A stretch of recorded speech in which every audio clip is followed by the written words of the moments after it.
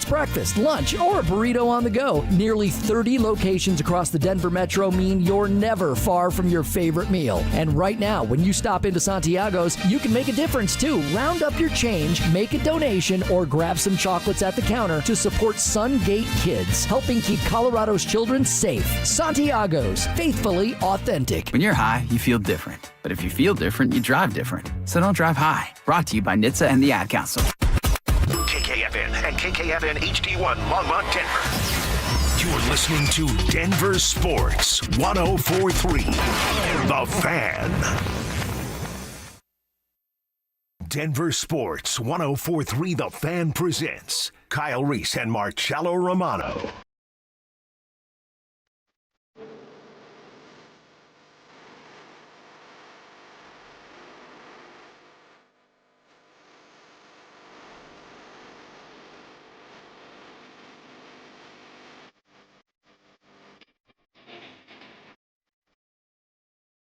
And good morning. Welcome into Fan Weekends. Marcello Romano, Kyle Reese. Huh? Good morning. Alex Becker and yourselves. You can participate in the show on the RamosLaw.com text line, 303-713-1043, and on the YouTube chat powered by Champ Honda. Shonda. Shonda, whatever. How you feel about this YouTube thing? You look good. Oh, yeah, I'm man, I looking like at it. you on the cam here, man. Like, it's okay. I could dig it. There you go. Decked out Can your you dig Broncos it? gear. You're getting ready for Broncos camp, huh? Oh, yeah. I'm almost officially to that point, right? Because we've gone through – we only have a couple – what is it, maybe 13 days left? Ish. For the veterans. Yeah. I mean, rookies report like – what, in like 9 days or something like that. It's crazy. It's here. We'll get all super excited for camp to start, and then we're like, oh. Preseason game. Can't wait for a preseason game, and then about second quarter of the first one, like, I don't know none of these dudes. let's get going, man. I'm ready for this to be over, too. Let's get going. That'll be a big theme of today's show is Broncos. I mean, it's list season, right? This is that time where people are giving rankings. And where do the Broncos players fall on those rankings lists? Some seem like they're right on point. Some seem like they're off. It's that time of year. Plus, you got the Open Championship going on over at Royal Birkdale. The World Cup final is today. The final. Finally. For Kyle. Finally. Yes. Finally for him. We're done with this. And then going on for a month. Well, yeah. Longer, dude. Yeah. I mean, it's what does it take, about 5.5 weeks, 6 weeks for it to start to finish, from the group stage all the way through the knockouts to the World Cup final, to the third place game, which they had yesterday, which I think is kind of funny. Yeah. You got to get your money's worth. You came this far. Why not? Why cut everybody It was a very, short? I mean, I didn't watch a lot of it, but I saw some of it. 10 goals scored in that match yesterday with France and England. When do you determine to say Wagner or Wagner? Me, I always say Wagner. Wagner, okay. All right. For the Germans, Unless Wagner. told Wagner. Okay. Unless told otherwise, I'm going to say Wagner. I'm Okay. also going to say Etienne. Now they change. Yeah. Unless told otherwise. Well, he did try and tell people, but it still doesn't make sense. I heard you say France. I get you, like, kind of digging I in your said France bag a because little I bit. was in on Monday with Stoke and Stink, and Stoke kept saying it's France. You have to say France. Okay. And We- Stoke would be the official on that? Well, he's from New Orleans. I mean, there's a little bit of that down there, right? A little bit of that, yeah, for sure. Okay. I'm a raging Cajun right now. So yeah, that's all going on, and you had baseball All-Star game. You had the home run derby on Monday. They You had switched the that up. You're a baseball guy. How did that land with you? The home run derby. Yes. The new format. I loved it. Okay. Yeah, I mean it was thoroughly in it. Did you watch it? Not live. I went back and it was Dude, on. talk about you can't. I kind of felt bad for Schwarber. Like he's thinking, oh, I'm gonna win on my home field. I got these fans behind me, and then Jordan Walker hit six straight to win it, man. With one out left, right? Yeah, one swing left. Incredible rally. And I think up until Schwarber did it, there was only one magenta ball that went big fly. For whatever reason, the guys couldn't hit that one. until Jordan Walker did it, and now that dude's nobody I don't think really even knew this guy's name going into that home run derby. And we were talking last week about did Hunter Goodman get snubbed from not being in that competition? I think he did, but wow, it was great, man. So he's the Mac McClung of the home run derby. Who? Jordan Walker? Jordan Walker. No, Can't he's go a- that far. Okay. No, Jordan Walker's a good player. Just trying to say, like, Mac you ain't McClung's saying a nobody G knew his leaguer. name. I'm just saying, like, he's not a D League The- player. no. Okay. I'm just saying a lot Or of people G weren't League. familiar with him. He made it look extremely easy. Like his swing was just like he wasn't Right. it was Yeah. just boom, gone, boom, gone. He's a pro. Yeah, well, Kind of like Calvin Booth. Made it look easy, man. yeah.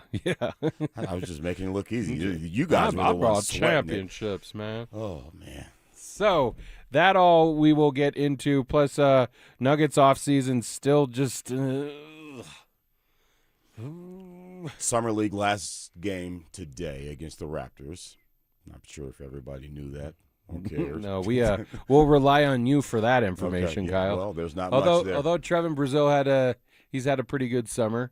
I don't know that you can bank much on what that's going to be for the regular season for the Nuggets if he's in the rotation. I think it's encouraging, right? You don't want him to play poorly in the summer league. So that's all the stuff that we will get into today. I do want to get into the Bryson DeChambeau controversy too. Did you see that over there? Yeah, I don't know. I'm not in the weeds on it, so I'll rely on you. Pardon the pun. Pardon the pun. The high fescue over at Royal Burkdale. We'll spend time there as well. Either way, get involved with the show on the RamosLaw.com text line 303-713-1043 and on the YouTube chat powered by Champ Honda. Okay, so list season has officially come, and I think it was Monday morning that the quarterbacks broke. You and I have had this debate a lot, Kyle, where we put Bo Nix in the hierarchy of quarterbacks in the NFL. He wasn't in the top 10, and I don't think a lot of people had a problem with that necessarily. It was the next 5, the honorable mentions that he didn't get thrown into that. He was officially kind of like right behind Jalen Hurts. He would have been like 18. And I remember when we were doing the show, was it on Juneteenth when we were really breaking down this discussion of, is Bo Nix properly rated? Is he underrated? Or do people think he's not as good as what we think here in Denver? Your thoughts? Well, let me start the conversation asking you another question. Is this just the orange and blue glasses that we view this through? Because I know a lot of people are upset about it. I'm not as upset as a lot of people are. So I don't know if this is just the hometown bias that has us enraged about this, or I feel a little bit privileged that you have a guy that you're talking about that's going into year 3 of his career when you didn't have a guy for 10 years. So now all of a sudden we have a guy and we're not mad. We're mad because he's not in the top 10. Is this just orange and blue glasses, or is this a real conversation? No, I think for the most part, listen, I'm not saying he belongs with Josh Allen, Patrick Mahomes, Matthew Stafford, Lamar Jackson. Once you get outside that top 5, I think it's just some of the players that are mentioned above him, like the Justin Herberts, the Caleb Williams, those type of deals where maybe that's what frustrates people. And I think that's one of those things that if I'm looking at it objectively, then I don't really have a problem with it either, because ultimately you got to prove it. I mean, either way, you want to be involved in that discussion. I think he's a little underrated for the amount of success he's had through 2 seasons. I think Jaden Daniels was higher than him on that list, and Bo's done it for 2 years. Jaden did 1 great year and got to a championship game. Bo got to the playoffs, and then he got to an AFC championship game, wasn't able to participate because of the ankle, but he's the quarterback that got them there. So I think it's just the players that, if you're comparing, that's when people get frustrated. Like Caleb Williams, who would you say has been more successful through 2 seasons?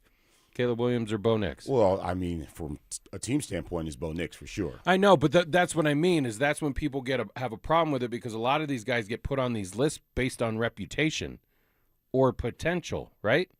With Justin Herbert, we're still waiting for it to click. That's where we disagree. On Justin Herbert? Yeah. You think he's it? He's him. I'm a huge fan. Not that I'm a Chargers fan, but I appreciate the level of play from Justin Herbert. And you think about the season that he had last year. Listen, it's going to sound like I'm making a ton of excuses for the guy, but the season that he had last year, I mean, he didn't have either one of his tackles. His running backs were all dinged up. Who knows who played receiver for him? The best thing about the team was the defense. He's had a little bit of that along the way almost every year. And then the merry-go-round of offensive coordinators and all of that stuff that he's had to deal with, and he's still a max contract NFL quarterback. So I'm not as down. So you would take him over Bo? The answer is yes, I would. Okay. The answer is yes.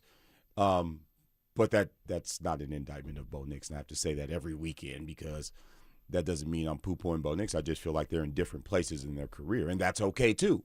So I'm not offended that Justin Herbert or even Caleb Williams, when I look at the talent that is Caleb Williams, and you're right, you might be banking on potential, Cello. You might be having that conversation.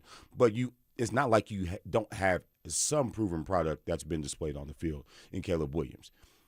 Even though it didn't happen his first year, you saw what it could look like last year in that playoff run that the Bears had last year. So, and then from your perspective, who has more to prove? I think it's still Caleb Williams because he's the number one overall pick. And Justin Herbert as well? Yeah, you think about even the quarterback on Netflix. I was watching a little bit of that over the past week. There's an expectation that comes along with being number one overall. Oh, yeah. That Caleb Williams just, he's going to be chasing that for his entire career. Does he win a championship?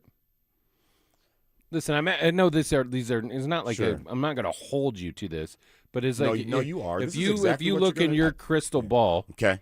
and the all-knowing Kyle Reese, Yep. Here we go. who played Blind James at one point, if you look into that, does it pass the confetti test? Does he have the requisite talent to win? That is yes. Yeah. Okay. I'm talking about a physical skill set is phenomenal, which is fine. But we've also seen Jeff George had an unbelievable skill set and could throw the rock like no other. His mind was the problem, right? Dan Marino had physical skill set that some that we may never see again, but he didn't have enough around him to win championships and only got to one Super Bowl. I understand all of that. I'm just saying, Caleb Williams, yes or no? You think he, at some point or another, hoists a Lombardi? No. Justin Herbert? No. Whoa. But that doesn't. Jaden Daniels. It doesn't make them. It doesn't mean that they're not elite level quarterbacks.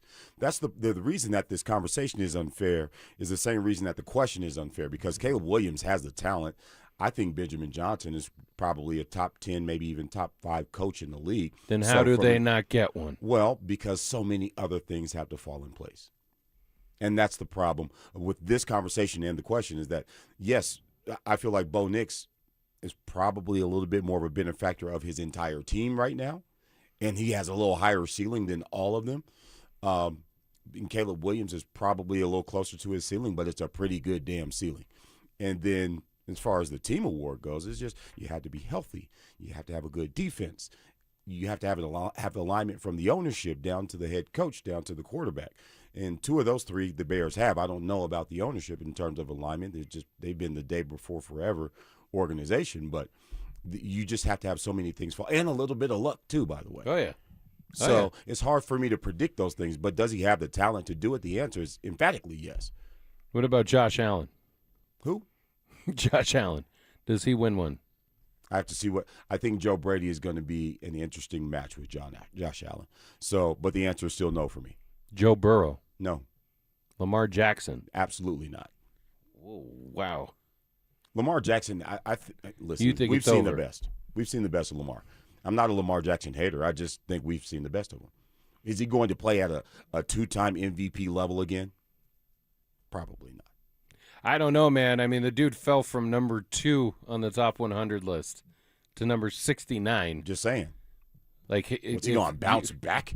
Well, dude, I mean, if you want chip on your shoulder type of stuff, this isn't like the list that Jeremy Fowler is releasing recently.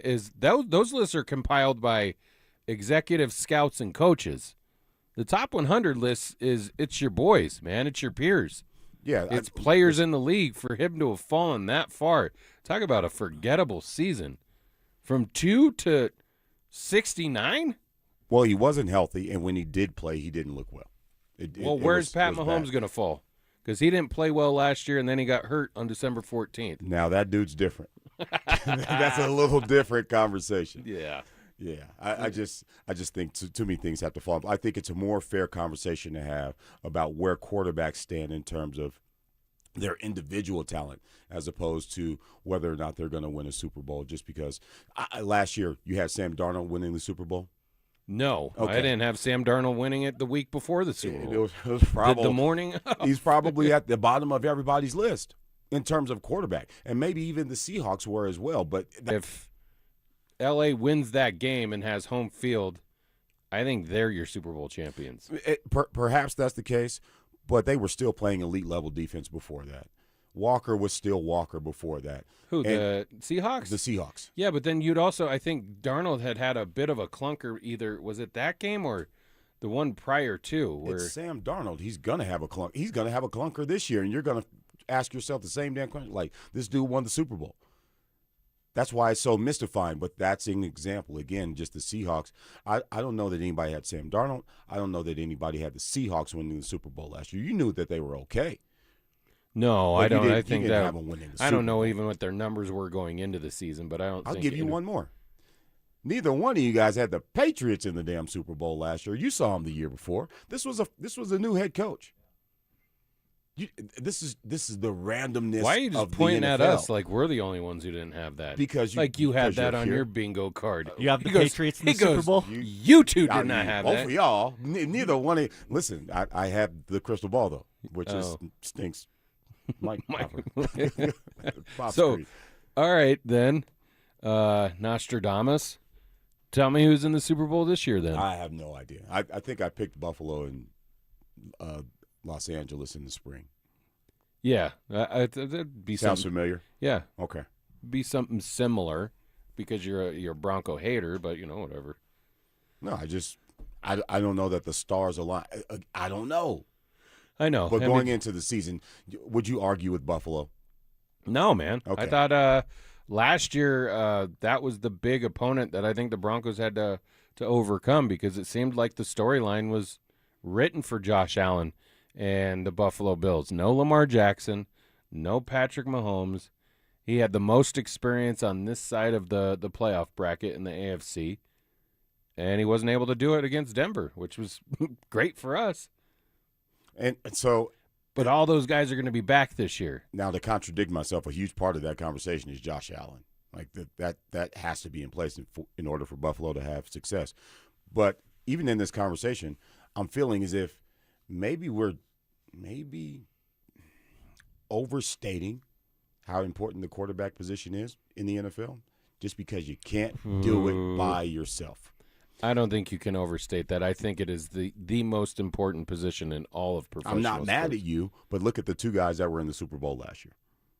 Drake May was a second in the MVP voting, dude. And Last up until year- up until the postseason, he looked phenomenal. Last year, but he was a question mark going this time last year. Yeah, we'll see where Drake May lands among the six. We'll see. Maybe. It wasn't terrible. He was a rookie. You heard all the excuses. We'll see if he takes the next step in his sophomore year. Yada, yada, yada. New coach, new court, all this stuff. You heard all of those things. And then that kid finds himself in the Super Bowl. So, again, I'm just saying that there's so much team involvement in the success of things. Listen, man, That can't be understood. I'm saying a lot of this is stuff in defense of Bo Nix, but I'm not going to lie to you. I liked Drake May better in the draft than I did Bo Nix. I liked J.J. McCarthy better than Bo Nix in that draft. When the selection was made, I think a lot of us were like, whoa, you might have stretched a bit on that. He's not done nothing but prove us all wrong on that front, though, and proven Sean Payton and staff correct on using that 12th pick on him, knowing that he was the 6th of 6 quarterbacks selected in that draft. He's been nothing short of great so far. And you would imagine that third year into it, I know you're going to have a new play caller in Davis Webb, but you're going through the same type of offense. I think you had a better relationship with Davis Webb than you do Sean Payton. You would assume it's just only going to get better, or at least that's what we expect and we hope for. And does Bo Nix pass it for you? That confetti test we talk about? Does he have the talent? Yes. Does he have the coach? Yes. Does he have the organizational alignment? Yes. Does he have the defense? Yes. So we could sit here this time next year and have the same conversation about the Broncos that we're having about the Seahawks right now. And probably and be less surprised by it because it's not Sam Darnold who has played with 13 teams. Just saying. I think it's going to be one of those seasons where we have great expectation. We know how tough the season starts off, for sure. But do you think defensively they can replicate what they did last year? Well, that's the Bo Nix factor. And it's weird to say that the offense is going to help the defense, but I just think him taking that next step and hopefully them running the ball effectively is going Keeping to the take defense some off of the that field pressure more. off the defense. They're not going to have to turn the Bills over 4 or 5 times in order to win a game at home. But 68 sacks. Well, that's 2 years in a row. Zach Allen came out this year or just recently and said they fully expect to break that this coming season. Defenses are hard to replicate over year, right? Like that's why you don't see great defenses like repeat as Super Bowl champions. I think it's more difficult to replicate defensive dominance than it is offensive dominance. Am I right? Because if you think about it, look at the 85 Bears. They were good in 84. Didn't win it. Won in 85. Have the Bears won a Super Bowl since? No. The 2000, was it the 2000 Bucks? Led by their defense, one of the best and the Ravens. Yeah, 2000 Ravens, 02 Bucks. 02 Bucks. So that was the Ravens that beat the Giants and the Bucks that beat the Raiders. Yeah. Super Rich Bowl Gannon, 37. Dexter Jackson, your Super Bowl MVP. Yeah. Then the Broncos in 2015. That was a little different, though, because John Howe. Oh, yeah. Yeah, fun fact, Colorado State Yeah. alum safety played in that Super Bowl as well. Oh, for the Bucks. For the Bucks. Yeah. Yeah. I think his kids are up there now playing, yeah? Jack Howe has graduated. Gotcha. He was a really good safety up there. Anyway, I think you're on to something in terms of defenses not being able to be elite year over year over year. The Broncos, I think, are a little bit unique because perhaps we've taken that unit for granted because they've actually been more than decent for the past 10 years. You can go back all the way to Justin Simmons. And Justin Simmons and that crew, they were the ones keeping them in games. Yeah. So even if they fall out of the top 5 and they're in the top, I don't know, they're 8th or 9th, if the Broncos take that step offensively, I think they'll be okay. So I'm not as worried about them having to replicate. Okay, do they have to get 71 sacks next year? I like that Zach Allen is optimistic and he's putting it out there, but they don't. Well, have to to your do point, that. like, dude, if the offense is better, maybe you're limiting some of those opportunities. You're going to gain more if you're actually leading in games and they're not close one-score games.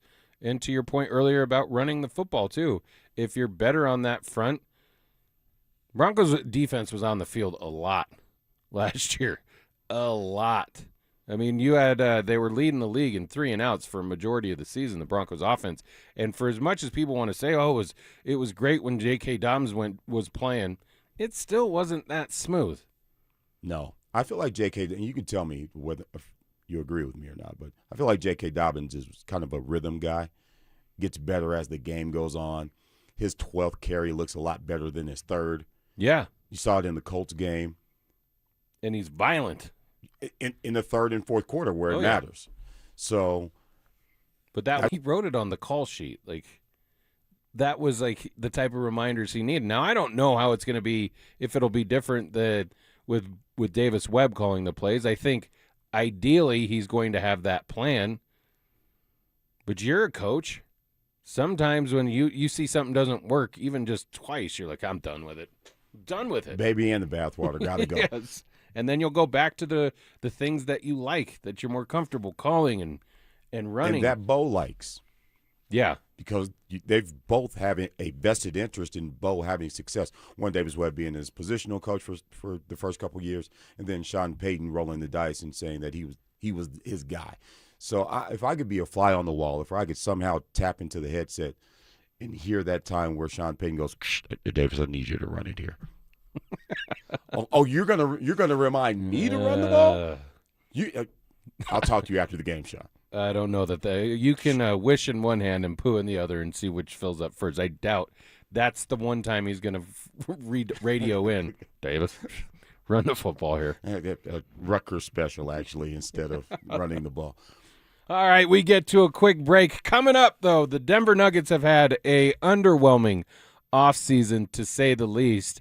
What is the prospects of them going into 2026 and 2027? Kyle and I dive into that next. 4 straight 50-win seasons. A quiet offseason that's drawing bottom-of-the-league grades, and yet Vegas still has the Nuggets over-under at 49.5 wins. So, is Jokic enough to keep Denver in the conversation while the rest of the West gets better? Denver Sports 104.3. The Fan. Well, it's official. My friends have all switched to Pure Talk because I told them they could save a bunch of money on a super reliable high-speed network with unlimited data. And because they're my friends, they trust me. As for the rest of you, well, Pure Talk understands that even though you might like me, you're not just going to take my word for it, nor should you. For that reason, and for a very limited time, Pure Talk is offering any of their plans for just $15 a month for the first 3 months, including their top-tier unlimited plan that normally sells for $65 a month. Think of it like a test drive, a super simple way to save $150 while you kick the tires on Pure Talk's blazing fast network, and a fine way to see for yourself why I switched from big wireless, along with a few 100,000 of my closest friends. Dial pound 250, say Mike Rowe, and be connected to Pure Talk's friendly U.S. customer service team. Again, dial pound 250, say Mike Rowe, and let the savings begin. Hey guys, Mark Schlereth here from my friends at Xfinity. And when it comes to your internet, you want the most intelligent, and that's what they provide. The most intelligent Wi-Fi that can hunt down and fix problems. Reliability, well, you want the most reliable Wi-Fi for streaming, gaming, working from home, and coverage that goes wall to wall in your home. How about security? Wi-Fi that's security blanket for your network, and reliability. Fiber-powered network with 99.99% reliability, built for speed so you can run multiple devices at once, and Wi-Fi that makes everything in your home tie and work together. Consistency, you can lock in 5 years of predictability. 5 years, the most reliable fiber-powered Wi-Fi with our best equipment. Plus, you can get online with minutes, same-day Wi-Fi. Hey man, that's the price lock guarantee. 5 years, same price, no contracts, no commitments. It's all included. Everything you need, including the data and equipment, the most reliable Wi-Fi. That's Xfinity, guys. Imagine that.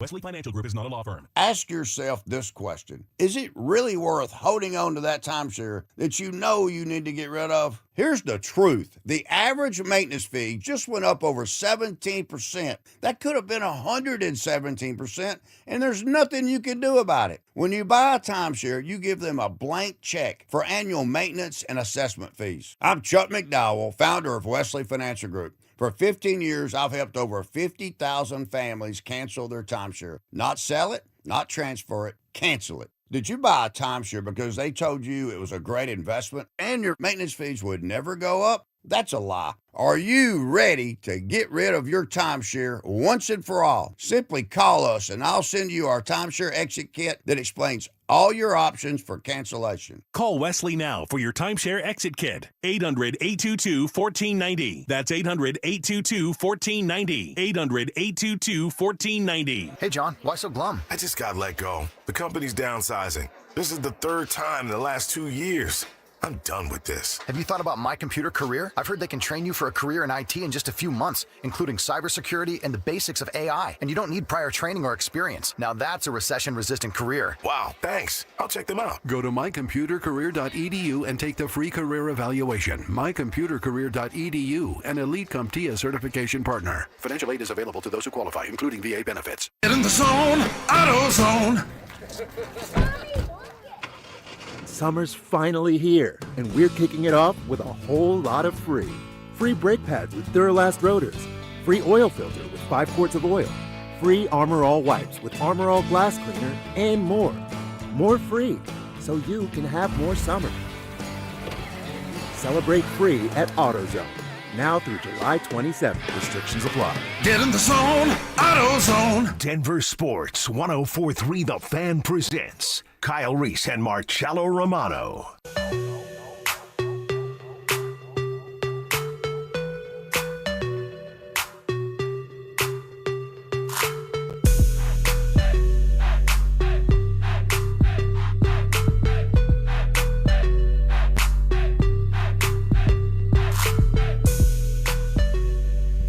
Back in Fan Weekends, Marcello Romano, Kyle Reese, Alex Becker, yourself on the RamosLaw.com text line 303-713-1043, and on the YouTube chat, powered by Schump Honda. To say that the Nuggets offseason has been meh, a bit underwhelming would be an understatement, Kyle. How are you feeling going into what is going to be a season like, listen, man, we talked about the LeBron James factor last week. The reality of that happening here is not a reality, I don't think. It's very slim to none, but hey, he's the king. He can, pick whatever he wants to do. I just don't think it's going to be in Denver. The reality of the Nuggets going to have to basically run it back with the way they're kind of currently constructed. We don't think that's enough. Is there any way that you can kind of convince yourself that it will be? Listen, I get the idea of we didn't have a healthy roster for a majority of the season. Nikola Jokic missed about a month. Payton Watson missed extended time. Christian Brown missed extended time. Aaron Gordon, I think, only played in 30-some games. If all of those things if they were to stay healthy, is that enough for them to compete?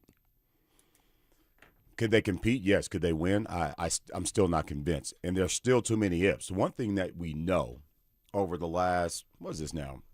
I'd say 2 seasons at least, there's going to be a substantial injury somewhere along the way. And I don't know who it's going to be, and I don't know when it's going to occur. But you've got to have some type of plan for that. You've got to prepare for that. You watch how other teams have been, the Celtics, the Pacers, who else? That's why, to some degree, Giannis is not in Milwaukee because he was missing in the playoffs for a couple years in a row. So if you don't have a contingency plan for that, which it doesn't feel like the Nuggets do, it almost feels like they're counting on good fortune. And to me, I just think that's not the best approach. Well, you're also talking about other teams that are still – there's other teams that are making moves. The Nuggets aren't. The moves that they've made, it's Tyus Jones and Marvin Bagley III. You lost Tim Hardaway Jr., which I think is going to be a bit more of a loss than people are expecting it to be. Tell me, the other teams are taking swings, man. The Celtics, you can debate whether or not they should have gotten rid of Jaylen Brown, but they're taking swings. They're trying to do it differently. Yeah, I think they recognize that something had to change at that point. And Jaylen Brown just is being as vocal and disgruntled all the time. Probably didn't do himself any favors. He's still an elite player, though.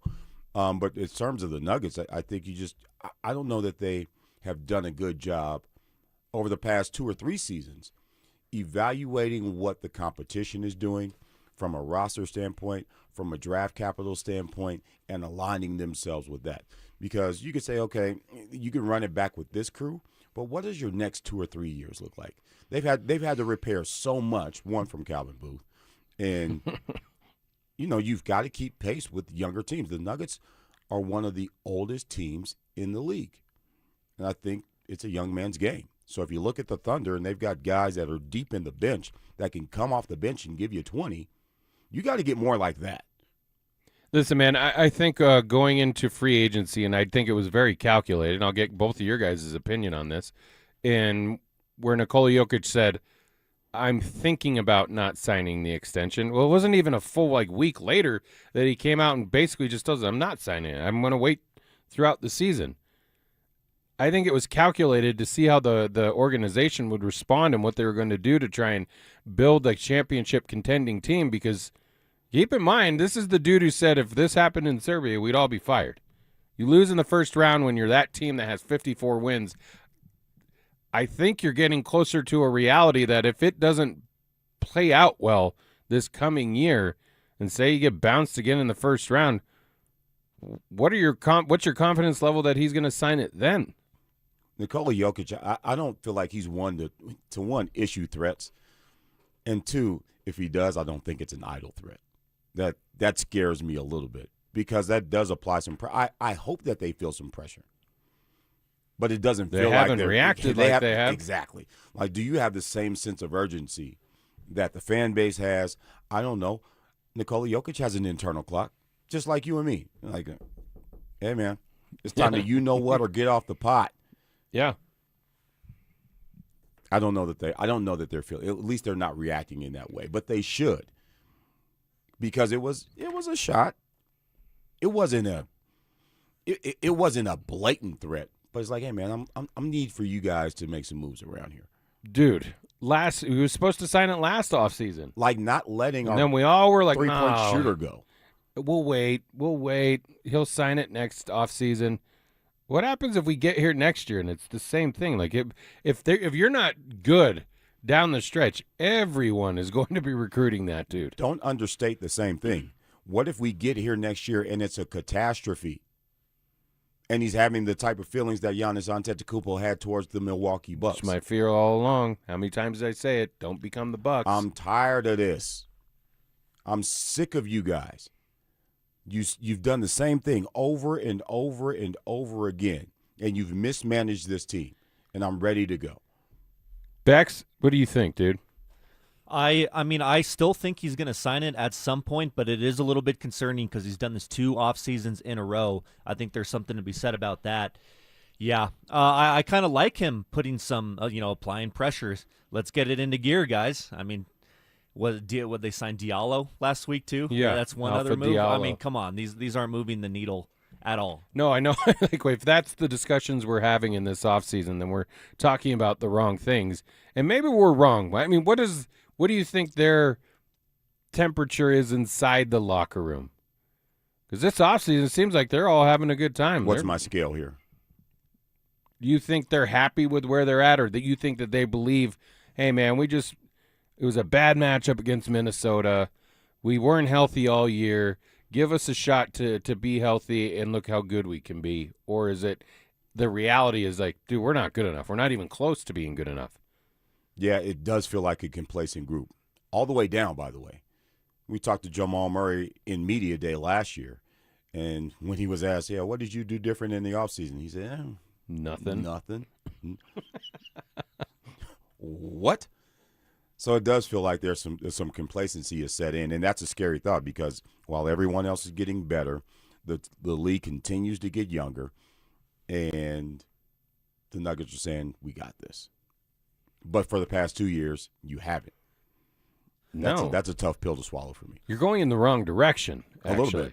A little bit. You're getting older, and you're not adding talent. They'll never live down that Game 7 loss at home, dude. Oh, man. Blowing a 20-point lead in the third quarter. You wanted that dynasty that Michael Malone was talking about. That's when they blew it.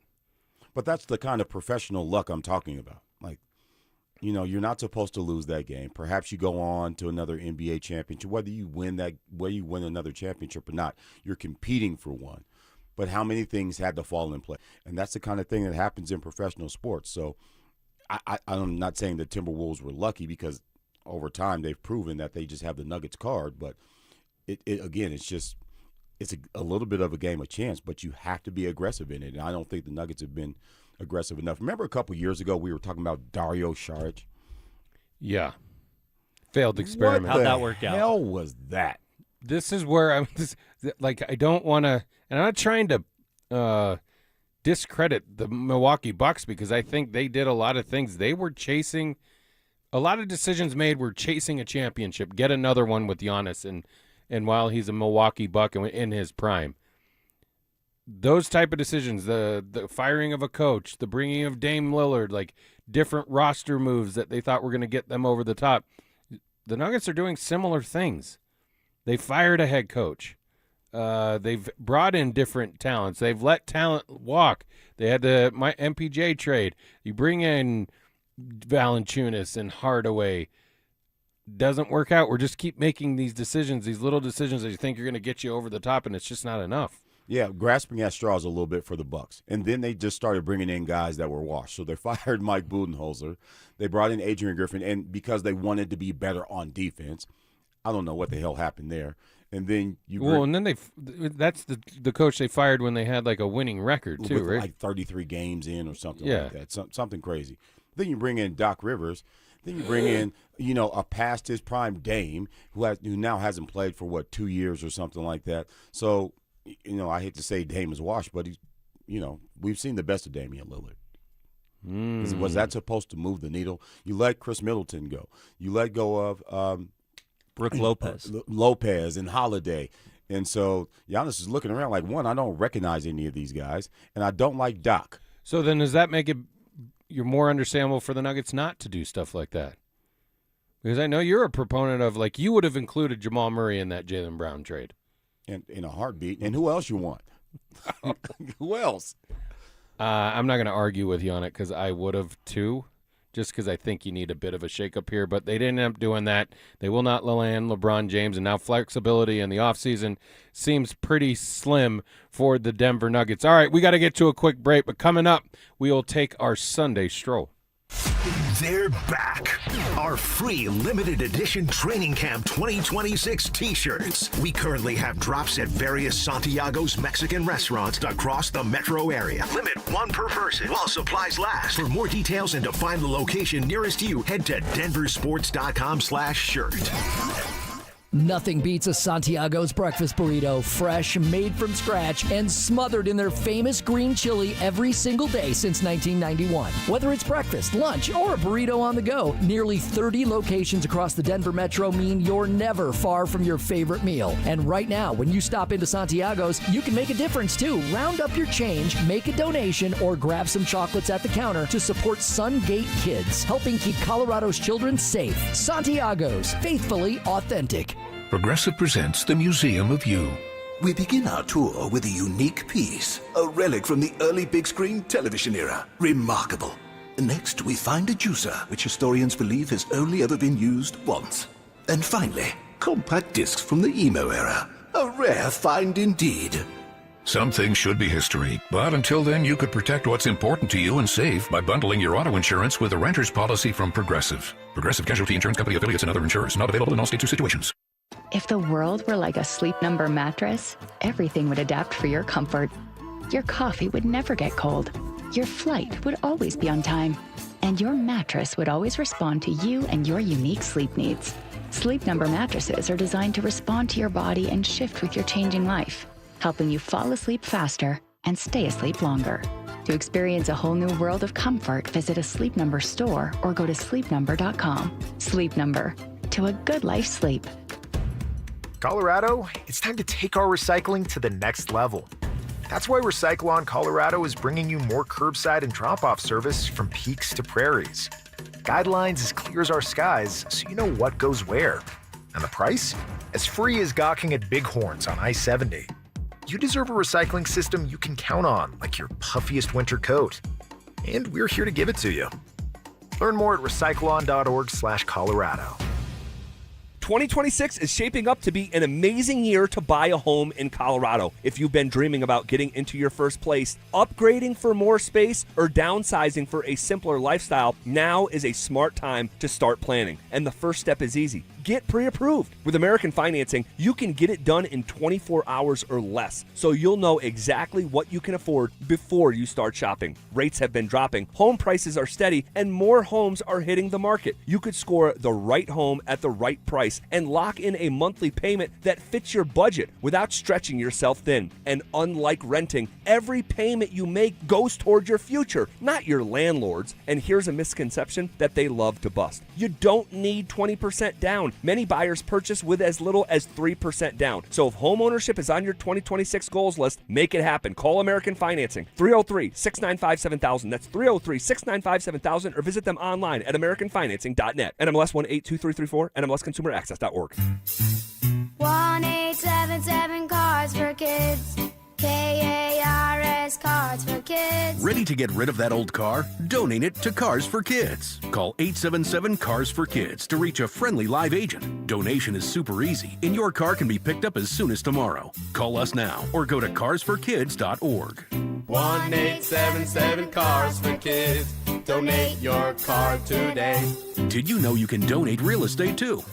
For 90 years, Belco Credit Union has proudly called Colorado home. That's thanks to all our members who have helped us grow alongside our beautiful state. To celebrate our anniversary, Belco is offering a special low fixed rate on a new home equity choice line advance. If you've been waiting to start a new home renovation project, now's the perfect time. Go to belco.org/90 years to see full offer details. Equal housing opportunity lender. Membership eligibility required. All loans subject to approval. Belco. Banking for everyone.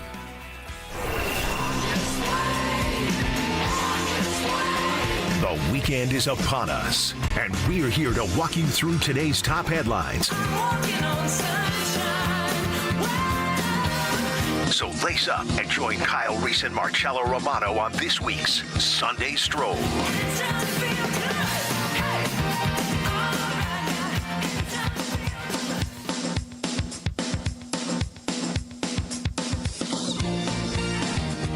All right, it's the point of the show where we take our Sunday stroll, walk around the neighborhood, see what people got going on, top storylines, and make sure your trash cans are put away because Kyle will write a strongly worded letter to the HOA. Sound of the police. That's a good one. Beep, beep. That's the sound of the police. All right, top stories. The Open Championship over at Royal Birkdale is going on right now as we speak. You have interest in... Are you a golf guy, Kyle? I'm not a golf guy. I was having this discussion yesterday because I stink at it, and it costs too much money to get good at it. And I don't have the time. How many times have you played? Oh, I can't count how many times I've played. I go out. I've been out a couple times a year. Do you mean but I'm just not good at it. I'm not lessons saying are too expensive or green fees? The lessons, the green fees, the equipment, all of it. It costs money to get good at it and time. And I don't like competing at things I stink at, and I stink at golf.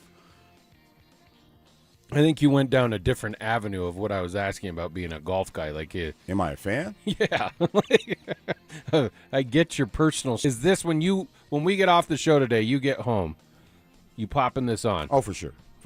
But it'll be on in the background. I'm probably. And when did that change for you? Is that a Tiger Woods thing?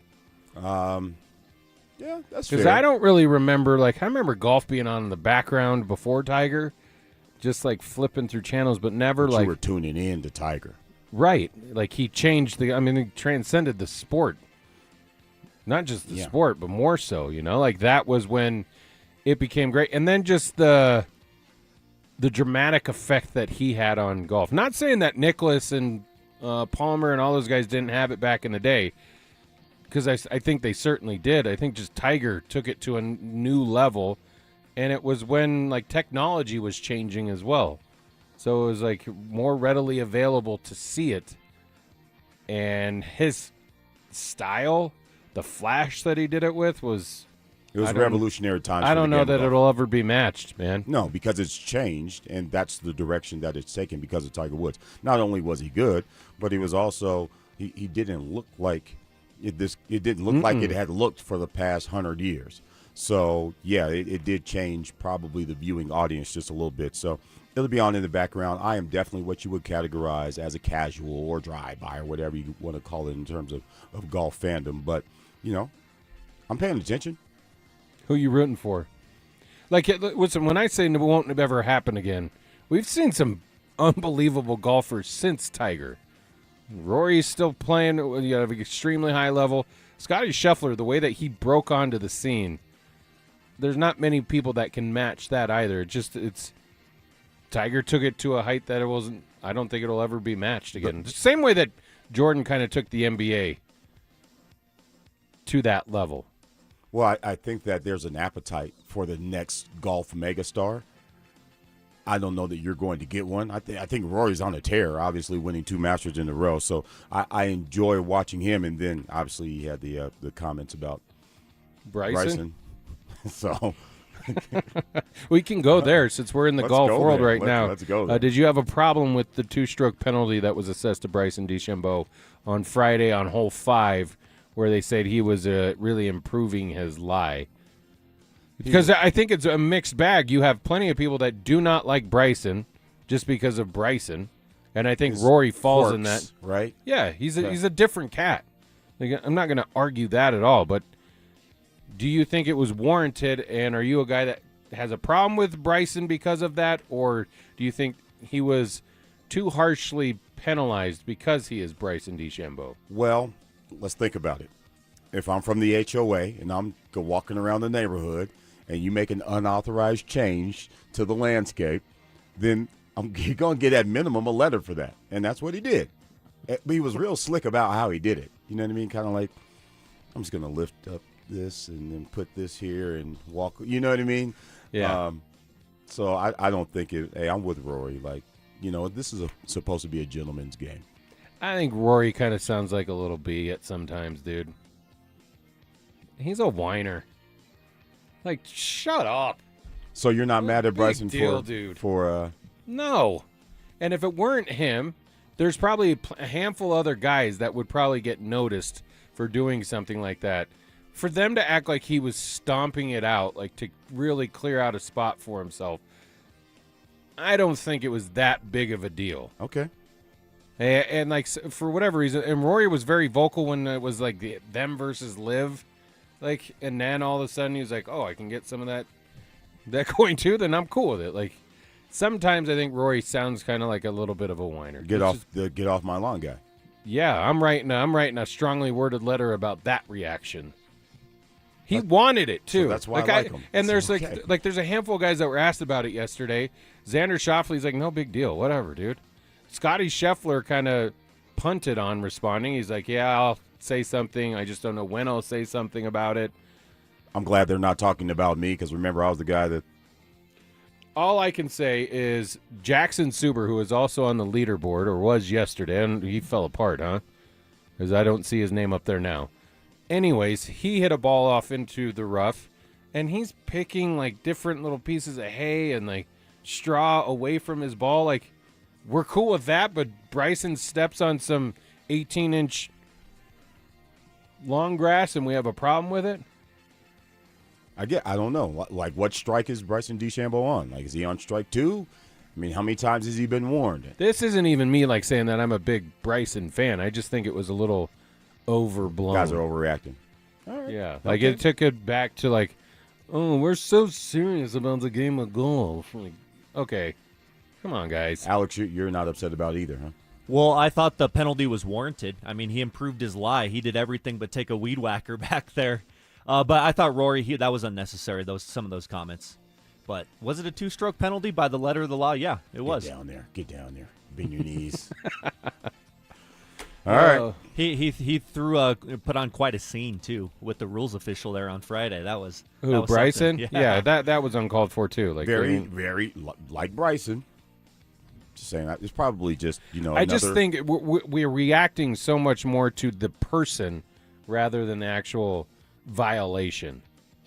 Yeah, but we do that. Because there's and I don't know who said it yesterday when asked about it. I was like, listen, dude, his every shot, and maybe it was Burns even. It's like every shot he takes is going to be televised. If it's me out there, maybe someone doesn't even notice it. Which basically saying I probably would have done the same thing. People just wouldn't have seen it. Right. But we all work with somebody where you see that email come across as like, this guy again. This one again. What else has he done that has been so egregious, though? Bryson. I don't know if it's is it things like that, or is it just his quirkiness? What was the? He's the scientist. The scientist part. All his clubs are the same exact length, or whatever it was. Yeah. It's just he's probably a little bit of an outlier. And so he probably rubs people the wrong way. He's probably not the most popular guy in the clubhouse, if he even goes. Mm-hmm. So, well, neither is Brooks Koepka. Okay. Who did he have beef with back in the day? Those two, Koepka and DeChambeau. Yeah, like they're both like. Maybe this is a conspiracy. They've since, I think, kind of repaired it a little bit. They played together in like that match where they get the 2-on-2. Or I forgot it was him. Okay, so you basically give him a pass. Everybody chill out. Who's your favorite golfer? Who's your favorite golfer on the tour Currently? Yeah. I'm a McIlroy fan. I told you that before. But honestly, Scotty Scheffler, just is he the next? Is he the next golf megastar? So keeping up with that, because I think it's going to take someone like that in order to continue the public interest and to keep the casuals engaged. I don't know that he's going to be interested in golf long enough to do that. Making too much money? No, Scotty's a different cat, dude. He's like, when it becomes like more of a chore, then I'm going to quit playing and I'm going to be with my family.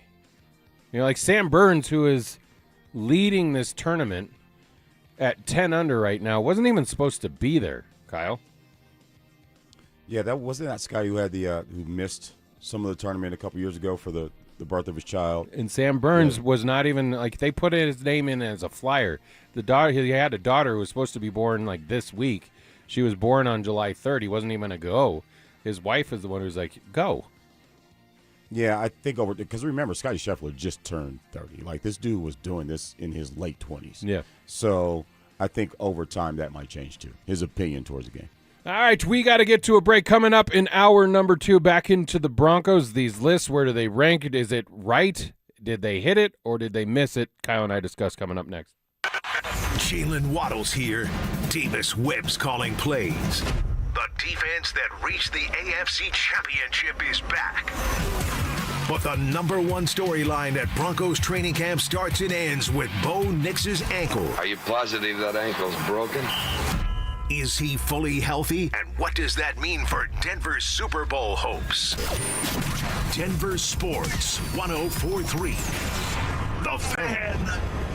Don't care for my local hometown team, ROX Rocks Heating and Air. Don't get fooled by out-of-state private equity corporations that are buying local HVAC companies, offering higher prices, bad service, and shady sales tactics. Don't trust your home to someone out of state when you have the best company right here in town. ROX are experts in local energy rebates and tax credits to save you money only at ROX Rocks Heating and Air. Now play that jingle.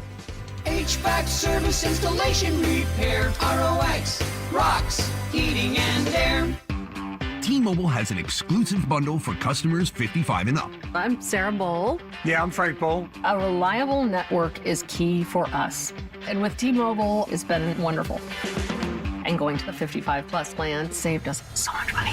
A lot. And that's important, trying to keep costs down. The home internet's been perfect. It's fast, it's quick. The setup was so easy, it took less than 15 minutes. It was like, ta-da! If you want simplicity, coverage, reliability, you want the whole package, T-Mobile has it.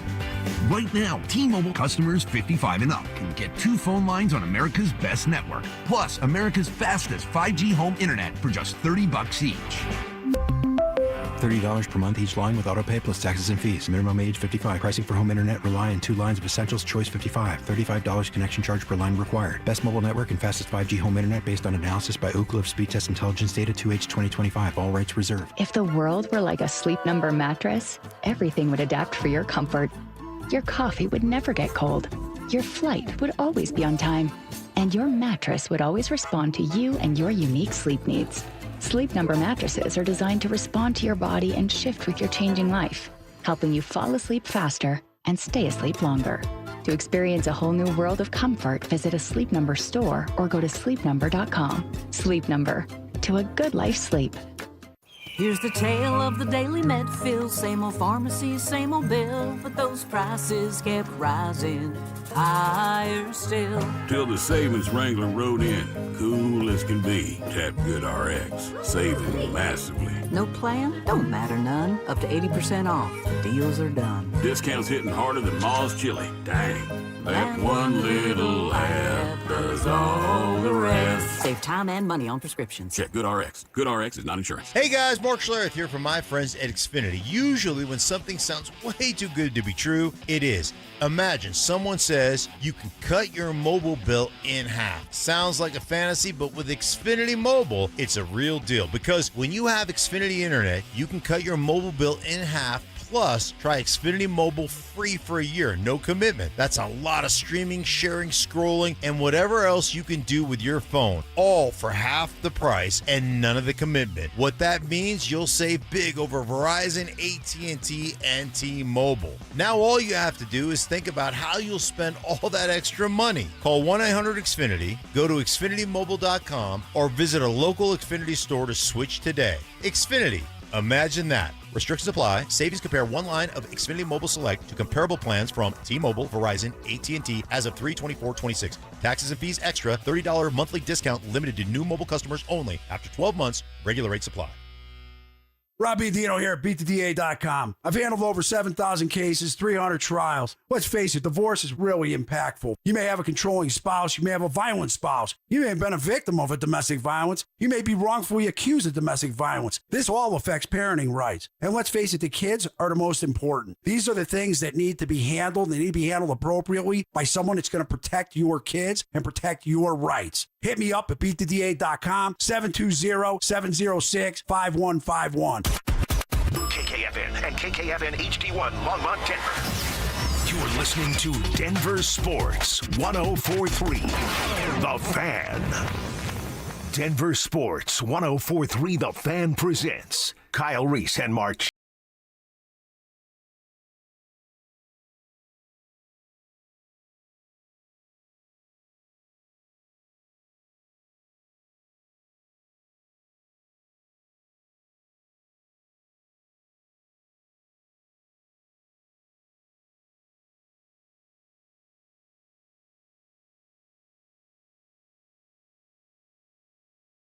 .com. Text line 303-713-1043. You can also participate on the YouTube chat presented by Champ Honda. All right, these top 10 positional lists have been breaking. They've been slowly leaking out and will probably continue to do so as we get into camp, right?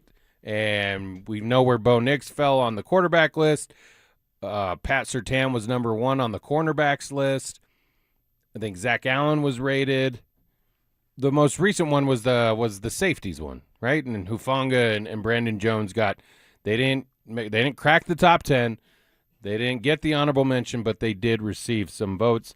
Top 10 on that list: Kyle Hamilton, Derwin James, Xavier McKinney, Brian Branch, Jesse Bates, Nick Emmanwori, thank you. Antoine Winfield Jr., Budda Baker, Kirby Joseph, Kalen Bullock. That's your top 10 list. Did the Broncos, Hufanga or Brandon Jones? I know Brandon Jones got hurt, and I don't know that we missed him as much as we thought we were going to. But do they belong higher on that list? Hufanga has been an all-pro, so you got to put some respect on it in that regard. But I think they're okay in terms of where they land amongst the landscape, because I look at the top 10, and it's kind of hard to argue with the guys that did make it. Now, Winfield is getting a little long in the tooth, but you remember him. I think he was the guy that flashed the peace sign to Tyreek Hill in the Super Bowl yeah. Where the Bucs beat the Chiefs. So that's how long he's been playing at a high level. But this is a position that turns pretty quick, just like cornerback. The secondary guys, they don't stay for too long in terms of elite level play. You remember how Darrelle Revis Island turned into everybody's welcome. Turned into an all-inclusive. Nnamdi Asomugha was for there for a while before he was a complete shutdown, and then just not anymore. They get hot, and it's hard to maintain that level of play after a while. So that was Eagles super team that failed, right, with Vince Young? They put the dream team together, and then they had Vince Young as the spokesman. That was stupid. But, yeah, I just think that, listen, they're a good tandem. Brendan Jones got hurt last year, so that's probably why he fell down. I think they were ranked like 20 or 21 in terms of tandems or something weird like that. So, but in any event, that doesn't matter because they're solid in the back end for sure. And then I like the addition of the kid from Illinois, Miles Scott. Now, I don't know if you guys saw him play at all, but in terms of physicality, like he brings it. He brings it. And there's something going on in the water. I think it's Champaign where that school is at, because that's 2 years in a row where the Broncos have brought in a player from Illinois. I mean, Pat Bryant the year before. There you go. Yeah, I do think it's kind of interesting as these lists are unveiled. locally, and listen, this is that time of year where we're gonna break into it because it's great sports talk fodder, especially when the NFL is so close to kicking off this season. But it's like these lists, they keep kind of I think the way that executive scouts and coaches view the Broncos is different than what the players do across the board. I'm talking I mean the top 100 list. Like for Cortland Sutton, I don't think a lot of people thought he was going to be on that list. I did because it's player voted. And while we break down the drops or whatever, because we're the local media, that's what we do with Cortland Sutton. When you're playing against a guy, and anytime they needed a big play, it was like Cortland Sutton was there to make that play for you last year. So I thought he was going to crack it. I didn't know that he'd fall at 68. I thought he'd have been a little bit lower down the list. But that's 2 Broncos now. And how many more are you going to get that are going to be on that list? Because Pat Surtain's going to be on that list. You would think Garrett Bowles, maybe Miners, Bo Nix. Anyone else? Has Benito been on the list? He was on it last year, right? Yeah. Benito was on it last year, I think. You're going to get a few more for sure, and so I think you're right in terms of these are the guys that actually know what the hell they're talking about because they go up against these guys week in and week out, and so there is some respect that's held throughout the league for the Broncos, but we've said this before. This isn't necessarily a star-driven team, and that's okay. They don't have to be that in order to have success. I think it's one of those the sum is greater than the something of its part. Whole. The whole is greater than the sum of its parts. Thank you for helping me out with that. But I think that's true about the Broncos. Collectively, they're better than what they look like on the surface. I think it's just kind of it doesn't ring accurate to a lot of us out there because you're talking about a team that went 14-3. And for the most part, I think most people outside of Denver make it seem like it was a bit fluky that they went 14-3. Well, there were a couple fluky games in there. The Giants game was absolutely fluky. Totally, I understand that. The Jets game is, I think, one everybody would like to forget. But that wasn't fluky. It was just ugly. They should have lost, and it was really ugly. It was ugly. 100% on board with you. What's another? I think the Texans game. I thought that one was all right. They were the better team. They proved it in the end. But they had to come back. Yeah. The other one that you could talk about was maybe the Philly game. Because they didn't do anything for 3 quarters basically, and then came back and won that football game against the defending Super Bowl champions on the road. Yeah, it took for maybe even the Packers. So then you believe that it is a bit fluky. No, I just, man, it's. I'm trying not to use the word fluky because I don't like it, but I do think that they had some bounces go their way, for sure. But the Packers game was one I look at and I say, okay, that's a legit win. You were down 2 scores in that game, in the second half, by the way, and came back and won that game at home. So while they had some bounces go their way, there's some legit stand-up. Any team that goes 14-3, you're gonna get a bounce or 2. Yeah, that's fair to say. But that was a legit stand-up win against the Packers. And I know that was a game that Michael Parsons went down in, but that's still a team that has an elite defense, because one of those guys was mentioned as an elite safety as well. Mm-hmm. So, yeah, it's a mix of both. I'm splitting it right down the middle. I know I'm not supposed to be on the fence on the radio, but I am. Yeah. There were some bounces that went their way, but they had some wins that made you believe. I think that's where the disconnect comes from, is that you were sitting in the AFC Championship game last year at 14-3 with a young quarterback. If it's not Bo Nix, say Jaden Daniels was your quarterback or Drake May was your quarterback, I think you'd be on a lot more of these lists higher rated, because so much of it's based on reputation and potential. Perhaps, but who cares? Listen, I really don't. I'm just saying that's where I think the disconnect comes in, because when you start seeing these rankings or these lists being delivered, you're thinking, oh, the Broncos will be here or there, and then they're not. And you're like, well, you're talking about a team that was 14-3 last year and has everybody back. To me, that's why it's the greatest team sport on the planet, because it takes everybody, and you can't just have one really good player or 2 really good players or one on either side of the ball and expect to have success. Look at the Patriots. Who's a star on that team? Drake. And that's it. A.J. Brown now.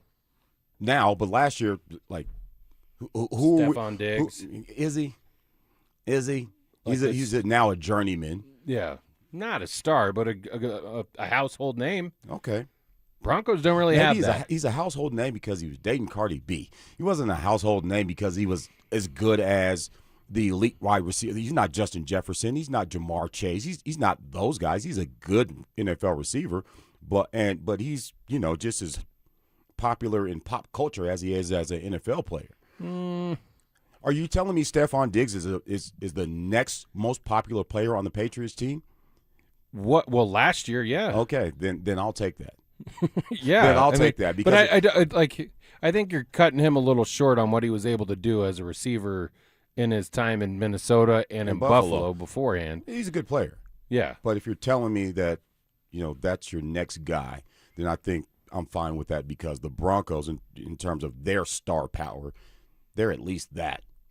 They're at least what the Patriots were last year, if not a little bit better.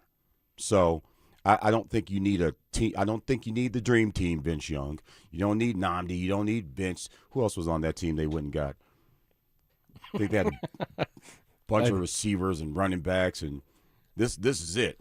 Let's look that up while you're talking. I'm not saying that you have to have that either, and I do probably agree with you or tend to agree with you about the overall team aspect and the culture that they're building here. None of them really care if they're going to get that type of notoriety, which I think is a good thing, especially with the modern day athlete and wanting all that stuff. That's why I think they're very meticulous when it comes to who they are willing to allow join this locker room.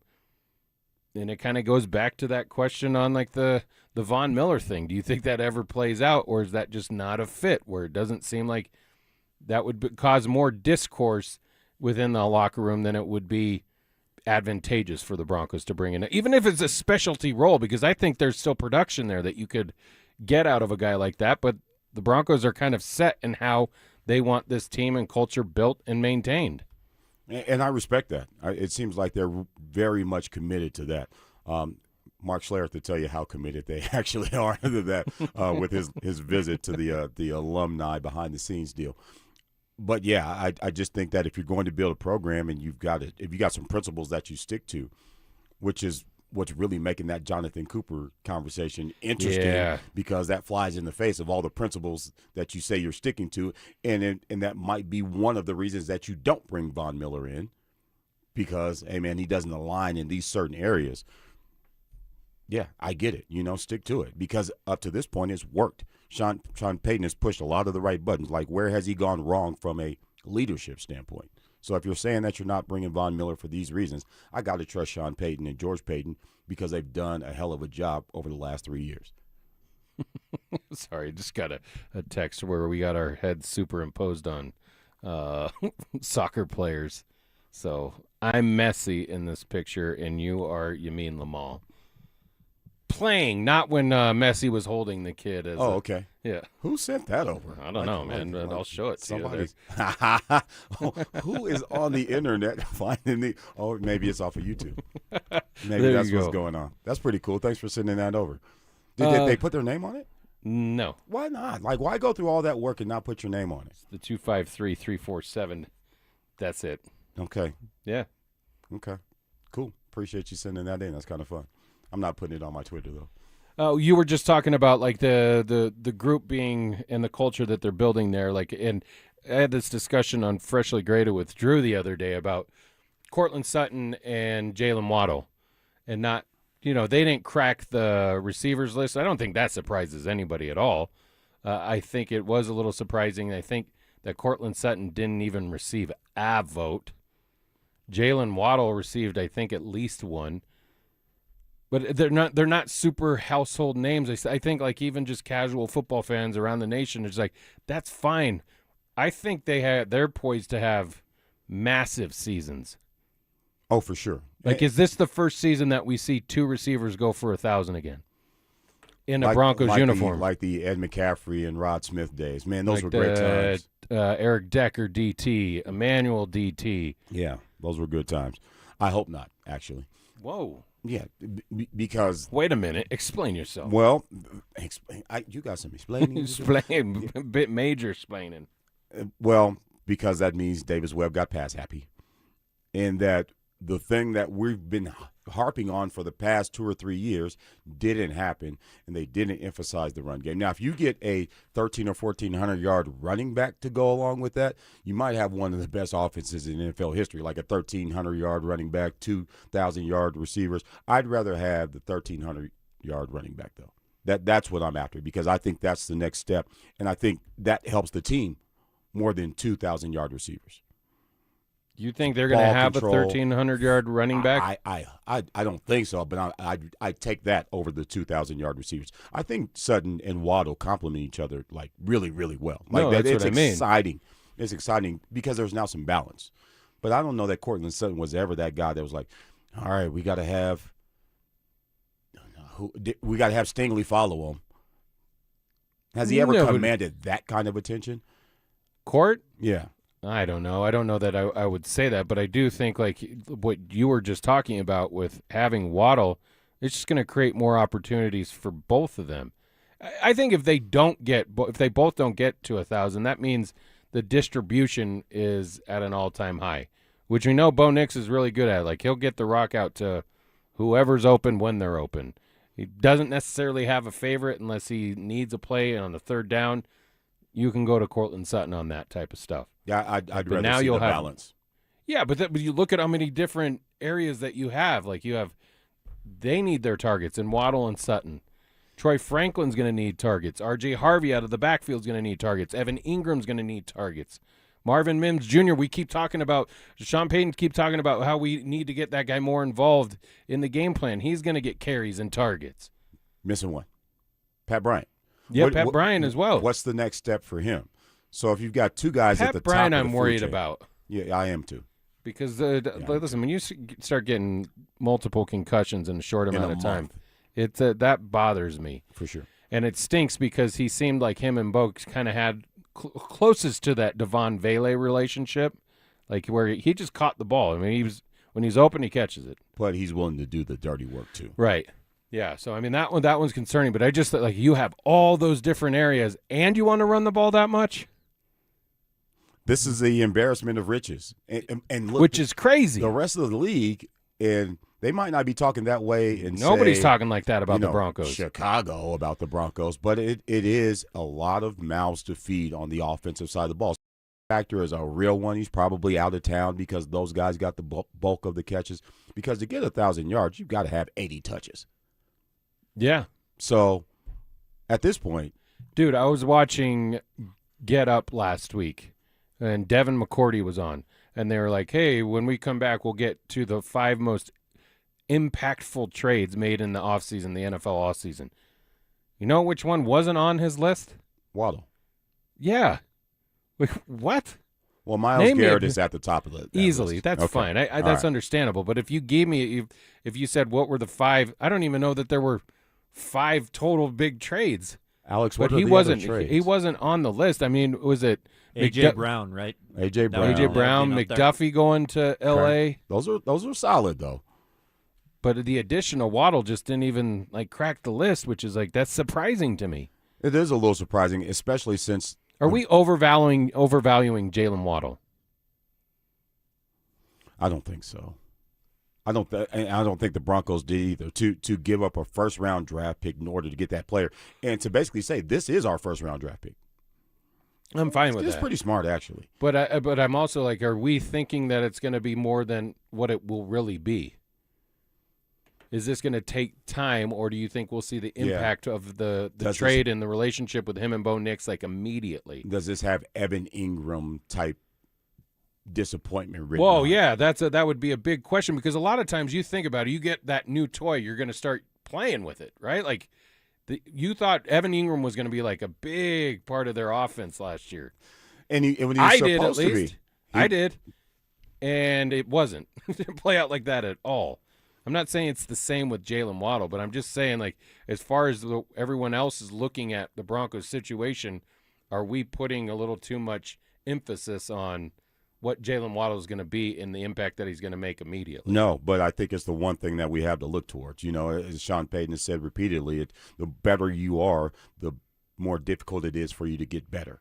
So what else offensively do you have to look at and say, okay, man, that's the spot where they could actually be explosive at, or maybe Jonah Coleman is the next person that you would talk about in that regard. But outside of that, they're pretty solid across the board. So the opportunity to convert some of those third downs, to have more explosive plays, that's the person that you're looking at in order to fill that void that the Broncos have had. So what else are you going to talk about? I don't care if people nationally recognize it, but, if you line up against – I don't know, the Chargers, and now they've got to respect the entire field because you've got Jalen Waddle, that's going to be a problem for a lot of teams. So hopefully it is something that teams have to game plan for because Sean Payton has gotten his bag and started, okay, he can play in. He said this. He can play inside. He can play outside. He's probably going to get some of those fly sweeps and those perimeter screens that you love. But Jalen Waddle's got to touch the ball 6 or 7 times a game. He's got to. At least. And by the way, that's an easy 2 right there. I'm not going to say anything else about it, though, because I know you hate it. What, your bubble screens? Get it to him right now. Yeah.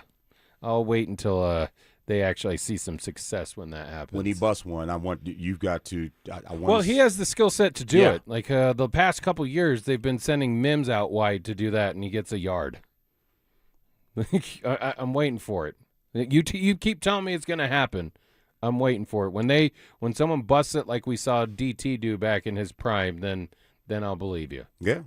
So it can't happen, though. You've seen it happen. DT was a freak athlete, though, too. Yeah. Big, strong, fast, gray hand. Pittsburgh overtime. Yeah, that was a great tandem, too. You think about some of the sets of receivers that the Broncos have had over the years. I go back to McCaffrey and Rod Smith, obviously, but Decker and DT, that was really good. DT and Emmanuel, but you forget about Welker in that mix in there as well. So, yeah, we've had an embarrassment of riches probably over the last, 25, 30 years in terms of receiving talent here. So could this be the next chapter in that book? I absolutely hope so. I think, again, they are far better than what the public and national audience would say. So, yeah, hopefully you get a couple guys that are at the top end. We only have a couple minutes left in this segment, but I do want to ask you this. Are they done? Who's that? The Broncos. Moving around? Yeah. Are we going to get like a Valet-type move? Yeah, that's what I want. Are you satisfied with all the parts as is? And I asked that with a little bit of a motive behind it because I think last year after J.K. Dobbins went down, everyone just said, R.J. Harvey wasn't it. And I think it was he got a short end of the stick on that. I think people need to give R.J. Harvey a little bit more credit, but they thought, we should have gone out and got a running back at the trade deadline because J.K. Dobbins has never finished an NFL season. And if history continues or that trend continues, then at some point he's going to miss time this year as well. Do you have enough in that running back room if J.K. Dobbins were to go down or one of the other guys that you have enough there to carry the load, so to speak, which a lot of people didn't think they had enough last year. If they didn't have enough last year, I don't know how you can think just a second-year R.J. Harvey and a rookie and Jonah Coleman is going to give you enough. Yeah, I'm not worried about the running back room. I think those guys can handle it. As I look down the roster, and the Valet thing brings back, okay, they had more than enough at that particular position to where they could make a move like that. And I have to go back down the roster and say, okay, what position group is like really, really crowded? Well, the receiver room, again, is really, really crowded. So could you see a move like that? Could you see a Riley Moss closer to camp? Because Riley Moss closer to camp because they believe their first-round pick from last year is ready to go. I don't think they believe that yet. I don't think they believe it either, but I'm just looking at rooms that are crowded where they've got an opportunity to improve the team because I think that's what Devon Valet was. It wasn't that they didn't like Devon Valet. He was a really good player.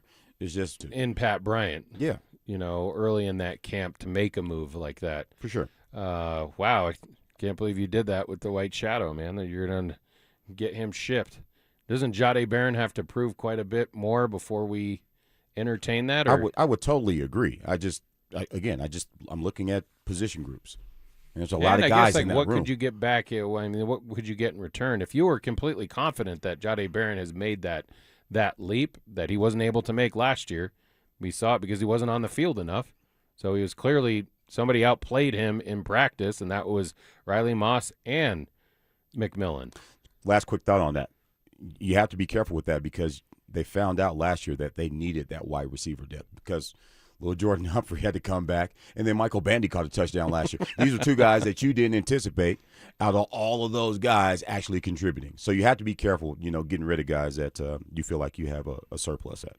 All right, we get to a quick break. Coming up next, we go over the news of the day in the Open Championship and the World Cup Final. Do all that next. They're back.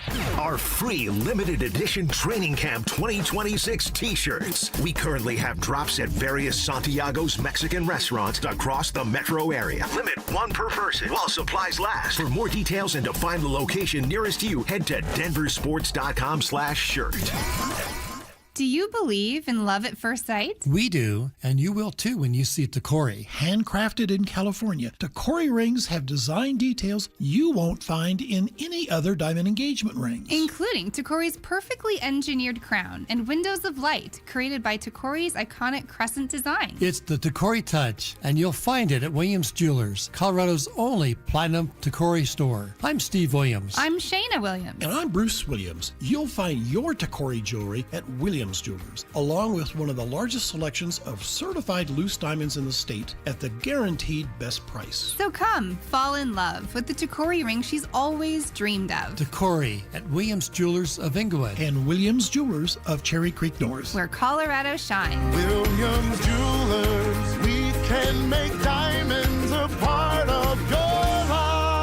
The official jeweler of the Colorado Avalanche. Williams Jewelers, where Colorado shines. This is a special alert to all Americans who own a vehicle with less than 200,000 miles with an auto warranty about to expire or with no warranty coverage at all. Due to a decline in the economy, CarShield is announcing a low-cost month-to-month vehicle protection plan that is now available to the public to save any driver out-of-pocket expenses on future auto repairs. Call now to find out how you can pay almost nothing for covered auto repairs. Yes, you heard that correctly. Pay almost nothing for covered auto repairs. An open phone line has been established for all drivers to call for a free quick quote. Call 800-330-8323 now. Drivers who are covered will not have to pay for covered repairs again. This protection plan is at an all-time low. Additionally, drivers who activate this vehicle protection today will also receive free roadside assistance, free towing, and car rental options at no additional cost. Call us for your free quick quote today. 800-330-8323. That's 800-330-8323. What do you have to lose? Call 800-330-8323. Again, 800-330-8323. Hey, what's up, guys? It's Zach By here. If your home's hot upstairs and cold downstairs, that's more than annoying. It's a sign your system's leaking air and wasting money. And with utility bills climbing, energy efficiency matters. That's why homeowners trust AeroSeal Colorado. Their innovative sealing technology boosts comfort, cuts energy use, and even gives you cleaner indoor air as a nice bonus. Customers love it. A 4.9 Google rating, and some folks practically write books after the job's done. AeroSealColorado.com fixes what others can't even find. AeroSeal. Comfort. Seal.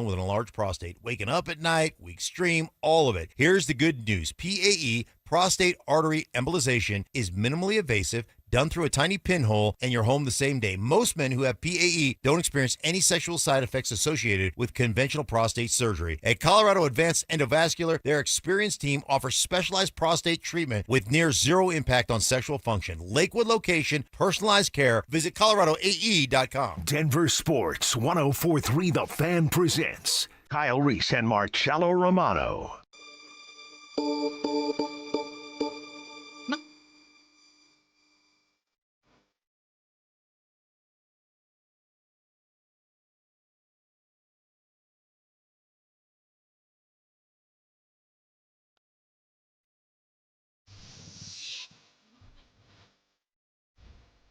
Back in Fan Weekends, Marcello Romano, Kyle Reese, Alex Becker, yourselves on the RamosLaw.com text line 303-713-1043, and on the YouTube chat powered by Champ Honda. All right, news of the day. The Open Championship is going on at Royal Birkdale. Sam Burns. That's pretty good. This is not pretty good. There you go. That's pretty good. What's pretty good? Your accent there. Oh, yeah. You've worked on that. Yeah, I've tried. I mean, I've tried. I don't know how good it is, Okay. but couple of storylines on that. Scheffler is sitting at 8 under, 4 under for the day, making his charge. I don't know if he's going to have enough time to really put pressure on Sam Burns, who's still, one shot ahead of a Cam Young, who made a big charge today as well. These ones are fun because we're going to see basically the end by the time you and I get home from doing the show today. When normally, like when the majors are over here, they don't start until 1, 2, that final round, and it goes until the early evening. I know, but then what? You asked me if I was going to turn it on. If I'm going to turn it on, it won't be for long.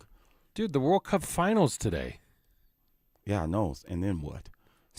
What after that? Zero interest in watching Argentina and Lionel Messi try and capture back-to-back World Cup titles. Yeah, have you heard this story about Leo holding a kid when he was an infant that he'll be playing against today for Team Spain? No, but I think that's really interesting. That's got some LeBron James. It's straight out of a movie, dude. Yeah, it's written all over it. I used to play with your dad. There's I don't even know why he was doing this photo shoot. I think his mom won a contest or competition, something like that. And he got the right to meet Lionel Messi. I don't know why he was bathing him, but it is a weird picture. And he's holding him as an infant, and now he'll be playing against him today in the World Cup final. Oh yeah, listen, that's cool. Listen, there's stories. I don't know again to say that we saw the best of all time do it in our lifetime. You pulling for him today to get Me? another World Cup? Yeah, Argentina. Dude. Yeah. Because I think that's a great story. Now, I don't know if it's going to happen. Spain is unbelievable. They've given up 1 goal the entire tournament. And it has been Argentina's, for the last 3 games, they've had to come back in dramatic fashion almost to win those games, except for the Cape Verde game, which was just a great game all around. But they were down, 2-0 to Egypt. Had to come back to win that one. England was up 1-0 the other day until, the 85th minute? Right. They come back and level it up, as they say in soccer, and then got the equalizer, and then get the go-ahead goal right into stoppage time. So yeah, I'm rooting for Messi because it was listen, if we say okay, best of all time, basketball, who is it? Jordan. Got to see it. Golf. Tiger. Got to see it. Or Jack, yeah. Yeah. I think it would have been interesting if you could go back into Dan Jacobs' DeLorean and go back in time to see a Tiger versus Jack in their prime. The problem is the DeLorean breaks down when you get there, and then you can't get back. That's the problem. Don't worry. Doc Brown will be there to help you figure it out. Okay. I appreciate boxing. Ooh, Floyd. Floyd Mayweather Jr.? Yeah. If it's not Floyd, yeah, it's Floyd. Boxing's probably the only one that we didn't get to witness. I didn't get to see Muhammad Ali. No, I mean I think one of his last fights is the year we were born. It was by that time he was washed. But I got to see Roy Jones Jr. and I got to see Bernard Hopkins, and I got to see Floyd Mayweather and Mike Tyson and all the shenanigans that came along with that. So, yeah, you're right. I'll give you that. I don't know that we saw the best of boxing. One, because we didn't get to see Ali, but there's other guys even prior to Ali that were just – I mean, boxing was a different thing then. Rocky Marciano and Joe Louis. Yeah. Whoop Joe Louis's ass. He did whoop Joe Louis' ass. He certainly did. Baseball. Oh, okay. We didn't see the Babe. We didn't see Babe Ruth. We did see Barry Bonds. We did see Ken Griffey Jr. We did see Derek Jeter. We're seeing Shohei. We're seeing Shohei. We're in a different era, though. But I didn't see Hank Aaron. I didn't see Willie Mays. Mickey Mantle. Didn't see Mickey Mantle. I think, well, most of the people, when you bring up that discussion, it's always Babe Ruth. And I don't know that there's a lot of consistency around other players, though. Babe Ruth was the one. That's it. And now, I mean, Shohei's actually, putting himself into that conversation of best of all time. I think if it were me voting on baseball, I just like the all-around great players, so painted. Did you watch the Home Run Derby? I went you went back and watched replay, it? yeah.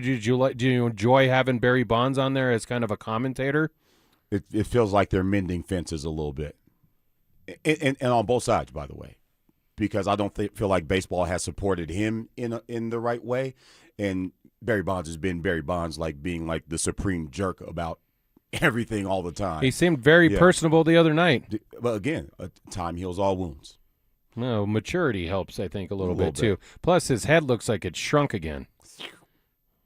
You know what I mean? Back to Barry with the pirate-size head. Yeah, it was like, what happened? What you mean what happened? We know what happened. Like we got to see. That size 8 hat's going to be big on you now. We saw Sosa and McGuire. We got to see that. So, yeah, I do feel fortunate in that regard, but you're right. I think it's Babe Ruth. What about hockey? Oh, we saw the great one. That was it.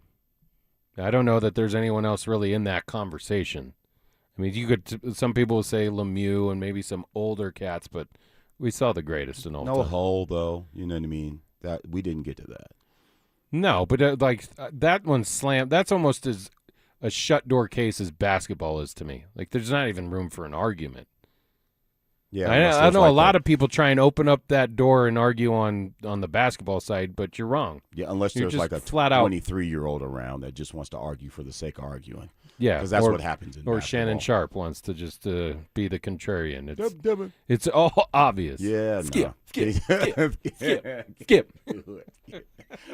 Not gonna do it. Not gonna do it. But so that's why I'm rooting for Argentina today. Okay. Because I think, like, listen, forever, all we've ever heard, even if you're not a fan of soccer, is Pele's the greatest of all time. Well, here's my problem, and you have to forgive me for this, but I'm also carrying around the weight of all my friends who pretend like they care about soccer this time every 4 years. I'm like, you've never talked about soccer, you don't care about soccer, and now all of a sudden you're locked in, you're having soccer parties and popcorn and Dos Equis and all of this crap. Like, no, stop. Let's not pretend they're fugazi. that yeah, man. Like, just be a casual, have it on in the background. If we're barbecuing any damn way, so that's. I don't fault people for that. Oh, listen, man, I grew up playing the sport. You're good. You're good. But still, like, I don't watch the Premier League. I'm not big in the MLS. But every 4 years, the World Cup captivates me. Okay. And do I wish that the U.S. would have made a bigger run because they had momentum and opportunity this year? Yes. But still, like, it's been a great World Cup.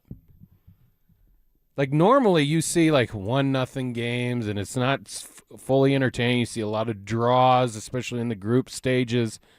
This has been highly entertaining. Like, they're scoring. There's been storylines. You know what else is bothersome for me? What? You turn it on, one, it's what you expect with the floppy. And two, man, this instant replay and the nullifying of goals, it's, I think that's a bridge too far in terms of technology. I understand wanting to get it right, but this is getting it too damn right. The VAR? Argentina. I'm good. Do you think that they're benefiting? I know that's a storyline too, is that Argentina is the beneficiaries of. They're like the Kansas City Chiefs. I don't know. I mean, it's crazy how they've come back and won late, because typically in soccer you don't see that happen. But they're doing it, man. You still got to make the shots. If they win it, is he hands down the greatest soccer player of all time? I mean, who else would you say? It's just the Pele argument. That's it. People, Ronaldo, Ronaldinho, Maradona, Diego. You'd be more qualified to say than me. Dude, if he wins today, and I think he's already in that discussion anyways, because he won it last time, but if he wins back-to-back, when's the last time that happened, Bex? Back-to-back World Cups. It's been a long time, probably Brazil. Brazil when they won, and give me a second. Definitely not in my lifetime. No one's gone back-to-back. Who won it? So Brazil won in 94, right? Yeah, and then they won in 02. But who won in 98? France. Right. France. With Zinedine Zidane. Yeah, maybe a young Thierry Henry. Yep. France. All right, we got to get to a quick break, but when we come back, Alex, you got questions? I got questions. We got answers. They're back. Our free limited edition Training Camp 2026 t-shirts. We currently have drops at various Santiago's Mexican restaurants across the metro area. Limit one per person while supplies last. For more details and to find the location nearest you, head to DenverSports.com/shirt. Get in the zone, AutoZone. The sounds of summer. They're great until they're not. Luckily, AutoZone has free battery testing and charging Let me check that for you. to help make a rough moment smooth. Don't miss the Celebrate Free event at AutoZone. Free products with select deals until July 27th. And free services every day. Restrictions apply. Get in the zone, AutoZone. When you see this in your kitchen, The stainless steel fridge is covered in fingerprints. you hear this. Leslie, people are going to think you were raised in a barn or by wolves, or raised in a barn by wolves. Fortunately, Wyman Stainless Steel 3-in-1 cleans, shines, and protects to give you the best shine. A spray and a wipe will have your fridge shining like a mirror. Wow, my fridge looks brand new. Your fridge looks amazing, Leslie. Sorry, I was being a little dramatic earlier. Your kitchen says a lot about you. Let it brag with Wyman. No! USA is up 2-0. That is the most dangerous lead in soccer. Relax, Mike. See that, Dan? My left eye is twitching. That's my warning eye. It'll be 2-2 by stoppage time. It's never wrong. With early payout from Bet365, I got paid the second they went up 2 goals. So to me, it's now the safest lead. Early payout from Bet365, huh? Now my right eye is twitching, Dan. Bet365. Winning is everything. Gambling problem? Call or text 1-800-GAMBLER. 21 plus only. Must be physically located in Colorado. T's and C's apply. In-app only. Tom's Garage Door. When it comes to garage doors, no one knows more. I started my first business at 12 years old, mowing lawns for about $5 a yard. I thought I was crushing it until my buddy down the street undercut me by $2. But he didn't just cut the price, he cut corners too. That's when I learned if you do the job right, people trust you, and integrity beats profit. People care more about how you show up and whether you do what you say you're gonna do. Hi, I'm Tommy Mello, owner of Don's Garage Doors. From garage door repairs to upgrades, we show up, we crush it, and we stand behind every job. We only use the best parts, and the spring's guaranteed to last a lifetime. Because when you care about the people you serve, you work harder, and it shows. From repairs to upgrades, call Don's Garage Doors today or schedule online at donsgaragedoors.com. And yeah, we still beat the other guy. Tom's Garage Doors. When it comes to garage doors, no one knows more. Hey guys, Mark Schlereth here from my friends at Xfinity. And when it comes to your internet, you want the most intelligent, and that's what they provide. The most intelligent Wi-Fi that can hunt down and fix problems. Reliability, well, you want the most reliable Wi-Fi for streaming, gaming, working from home, and coverage that goes wall to wall in your home. How about security? Wi-Fi that's security blanket for your network and reliability. Fiber-powered network with 99.99% reliability, built for speed so you can run multiple devices at once, and Wi-Fi that makes everything in your home tie and work together. Consistency, you can lock in 5 years of predictability. 5 years, the most reliable fiber-powered Wi-Fi with our best equipment. Plus, you can get online with minutes, same-day Wi-Fi. Hey man, that's the price lock guarantee. 5 years, same price, no contracts, no commitments. It's all included. Everything you need, including the data and equipment, the most reliable Wi-Fi. That's Xfinity, guys. Imagine that. quieter neighborhood. And even closer to work. With great schools. And we got a way better rate than we expected. Plus, separate bedrooms.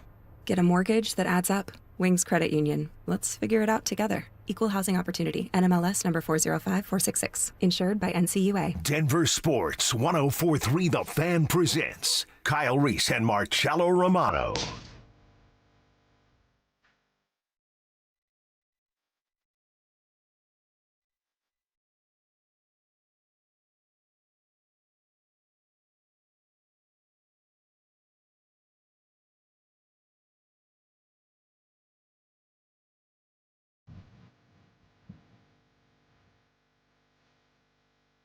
Ah, see?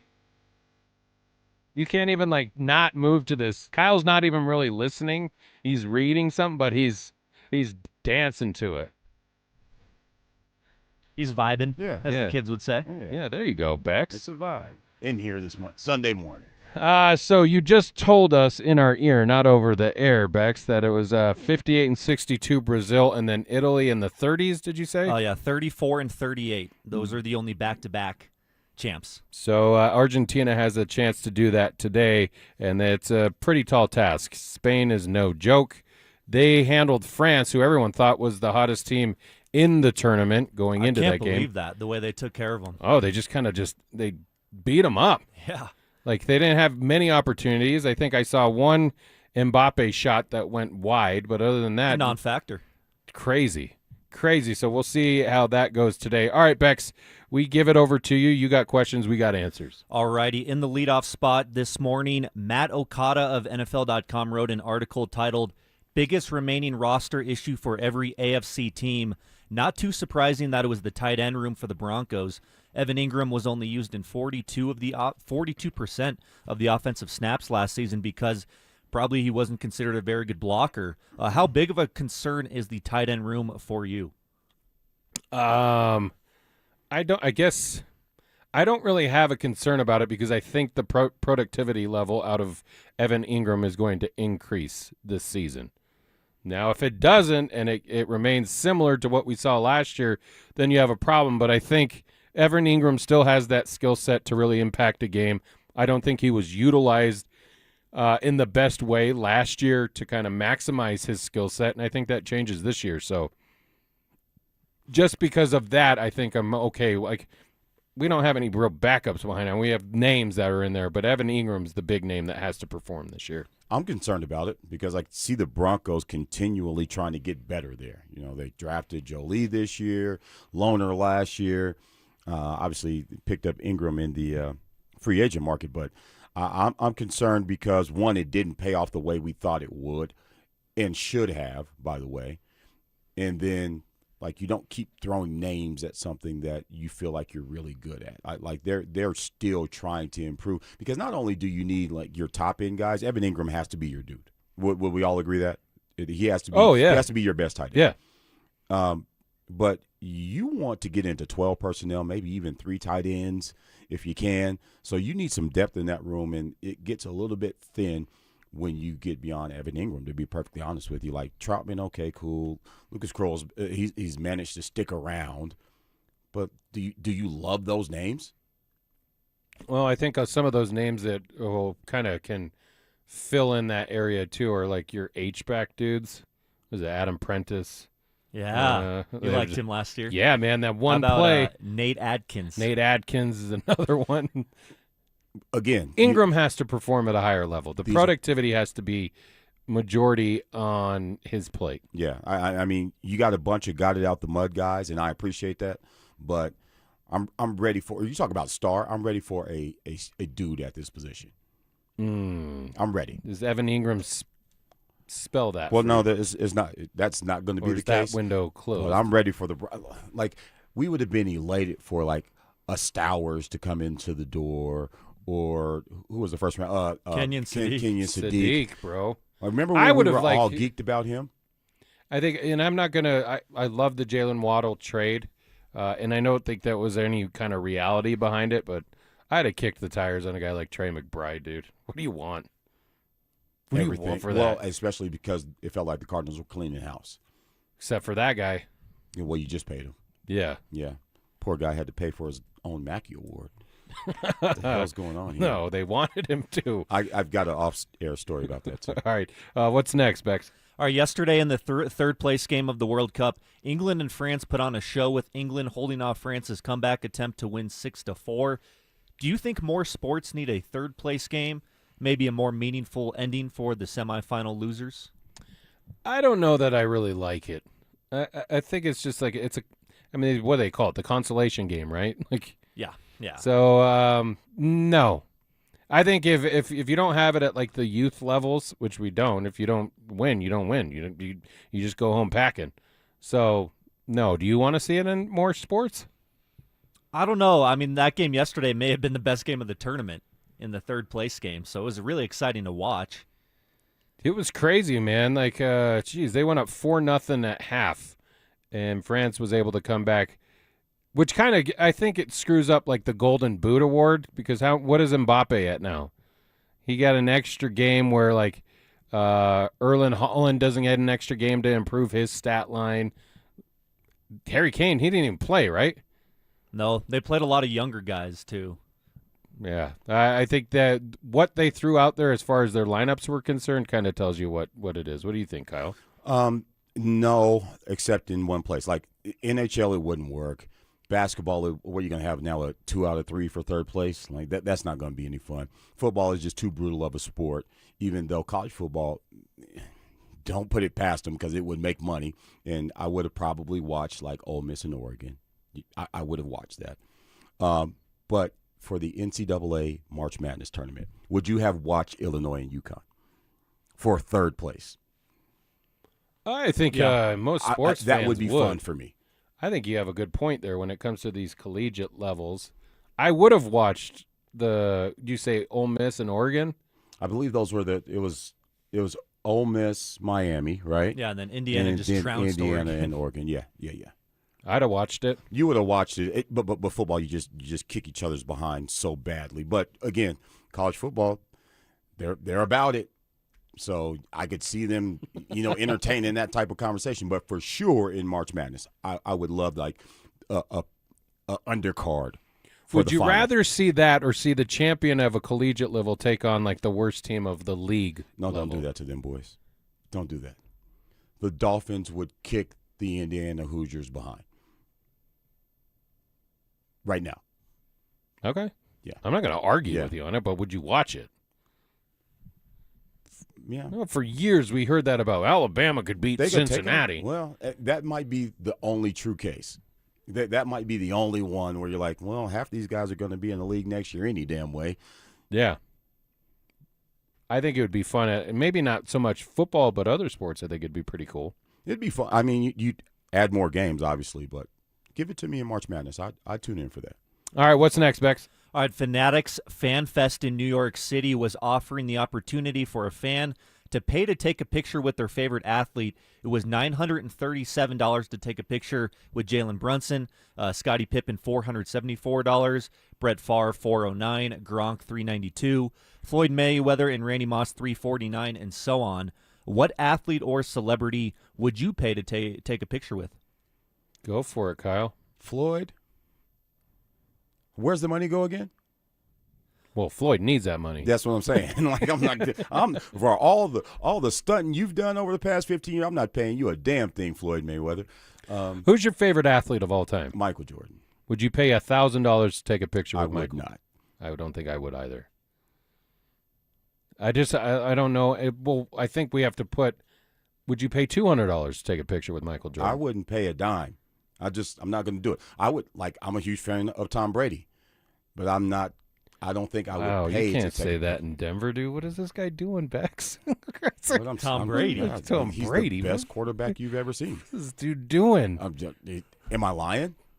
Yeah, dude. We are in Denver, Colorado, home of the Boss players. I'm a football fan. John Elway never comes out of your mouth as far as like a favorite, and you grew up here. Why not? I don't think Like, would I pay money to take a picture with John Elway? Would you? I think my limit would probably be like $50. Otherwise, it's like, what am I going to do with it? That's the thing. I'd pay $1,000 to go have dinner with Michael Jordan or John Elway, where I actually get to talk to him, or a collector's item that's not personalized. Like that has some value. I can't turn around and sell like at a collector's bazaar or whatever the hell they have. I can't a picture of me and Tom Brady like that only has value to me. I mean, forever in the Reese lineage of memorabilia, it will be on there. Does he autograph it too? The picture? I would hope so. Yeah, like I'd buy $1,000 for that for a photo. I wouldn't do $1,000. it. Yeah, no, $1,000 maybe like to share a meal or play 9 holes of golf with one of these guys. I'd do it. Definitely not Floyd Mayweather. I can't believe he's even charging. I can. He needs that money, dude. Well, yeah, because Floyd probably wants to charge more, and they're like, dude, it is what it is. Would you pay, Bex? I'd probably pay up to $100 for like a Jordan picture. There's not too many guys I would pay to take a picture with, though. There's maybe Peyton Manning. It is kind of a weird, like. I love John Elway. That just popped into my head. I just think Tom Brady's the best quarterback ever. All right, we got to get to a quick break, and when we come back, Kyle will kind of still try and die on that hill about Brady versus Elway. We'll do all that next. 4 straight 50-win seasons. A quiet offseason that's drawing bottom-of-the-league grades, and yet Vegas still has the Nuggets over-under at 49.5 wins. So is Jokic enough to keep Denver in the conversation while the rest of the West gets better? Denver Sports 104.3. The Fan. The hot weather is here. Stoke here from my team, ROX Rocks Heating and Air. Has another company told you that you need a new air conditioner? Time to throw in the challenge flag. Rocks Heating and Air offers no obligation, free second opinions. They have amazing financing options and incredible rebates too, only from the best. ROX Rocks Heating and Air. Now play that jingle. HVAC service, installation, repair. ROX Rocks Heating and Air. We wouldn't be celebrating America 250 if it wasn't for a strong foundation set by the framers. Hamilton built America's financial foundation on sound money, later embodied by the gold standard. But we abandoned that discipline in 1971 and have seen inflation erode the dollar's value. What's the foundation of your savings? Is it gold or something that can be devalued? Hi, it's Dr. Ron Paul, and I encourage you to speak with my friends at Birch Gold Group about diversifying an existing IRA or 401k into a tax-sheltered IRA in gold. Learn more by requesting a free info kit on gold IRAs. Just text the word SECURE to the number 989898. Let Birch Gold help you build your foundation with gold. Text the word SECURE to the number 989898. Text SECURE to 989898. This is the story of the one who keeps multiple buildings running smoothly day after day. Plumbing that flows, HVAC that hums, cleaning supplies that keep surfaces sparkling. That's why she counts on Grainger. With easy reordering online and 24/7 support, Grainger helps her keep the products she needs on hand. So shelves stay stocked and buildings stay ready. Call 1-800-GRAINGER, click Grainger.com, or just stop by. Grainger, for the ones who get it done. Liberty Mutual customizes your car and home insurance. And now we're customizing this ad for your morning commute to wake you up, which could help your driving. Science says that stimulating the brain increases alertness. So here's a pop quiz. How many months have 28 days? What gets wetter as it dries? What has keys but can't open locks? If you don't want to hear the answers, turn off this Liberty Mutual ad now. 12 months, a towel, piano. Enjoy being fully alert. Liberty, liberty, liberty, liberty. Progressive provides protection for your boat and other outdoor vehicles so you can explore new things. Oh, I can finally try pesto. We meant like water skiing. I've just never had pesto. Or maybe take the boat somewhere new. I mean, is pesto spicy or sweet? Oh, guess we'll find out, right? Right. Bundle home or auto insurance with your boat, RV, or motorcycle and stay protected with Progressive while you explore. I don't know. Maybe I'm not ready for pesto. Progressive Casualty Insurance Company and Affiliates. Not available in all states or situations. Get in the zone, AutoZone. The sounds of summer. They're great until they're not. Luckily, AutoZone has free battery testing and charging Let me check that for you. to help make a rough moment smooth. Don't miss the Celebrate Free event at AutoZone. Free products with select deals until July 27th. And free services every day. Restrictions apply. Get in the zone, AutoZone. Hey guys, your boy Stink here, and if you're a guy over 50 dealing with an enlarged prostate, you need to know about PAE, prostate artery embolization. It's minimally invasive, done through a tiny pinhole, and you're back home the same day. Most men who have PAE don't experience any sexual side effects associated with conventional prostate surgery. At Colorado Advanced Endovascular, their experienced team offers specialized prostate treatments with near zero impact on sexual function. Top-tier radiologists, boutique setting, personalized care in Lakewood. Go to coloradoae.com. KKFN and KKFN HD1 Longmont, Denver. You're listening to Denver Sports 104.3 The Fan. Denver Sports 104.3 The Fan presents Kyle Reese and Marcello Romano.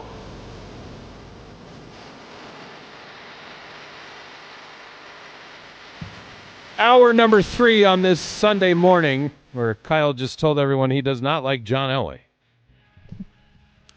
In Denver, Colorado. Yeah, you could head over to DenverSports.com, and then there's a little podcast button at the top of the screen. Click on the button, and then you could catch up on what really happened. No, I didn't say you didn't like him. You just never reference him when we do top fives or greatest of all times or who would you pay to have a picture with. For example, we got this on the text line, the RamosLaw.com text line, 303-713-1043. I think I would pay to have a pic with the Duke. That comes from the 719-493. The Duke is John. Okay. John Elway.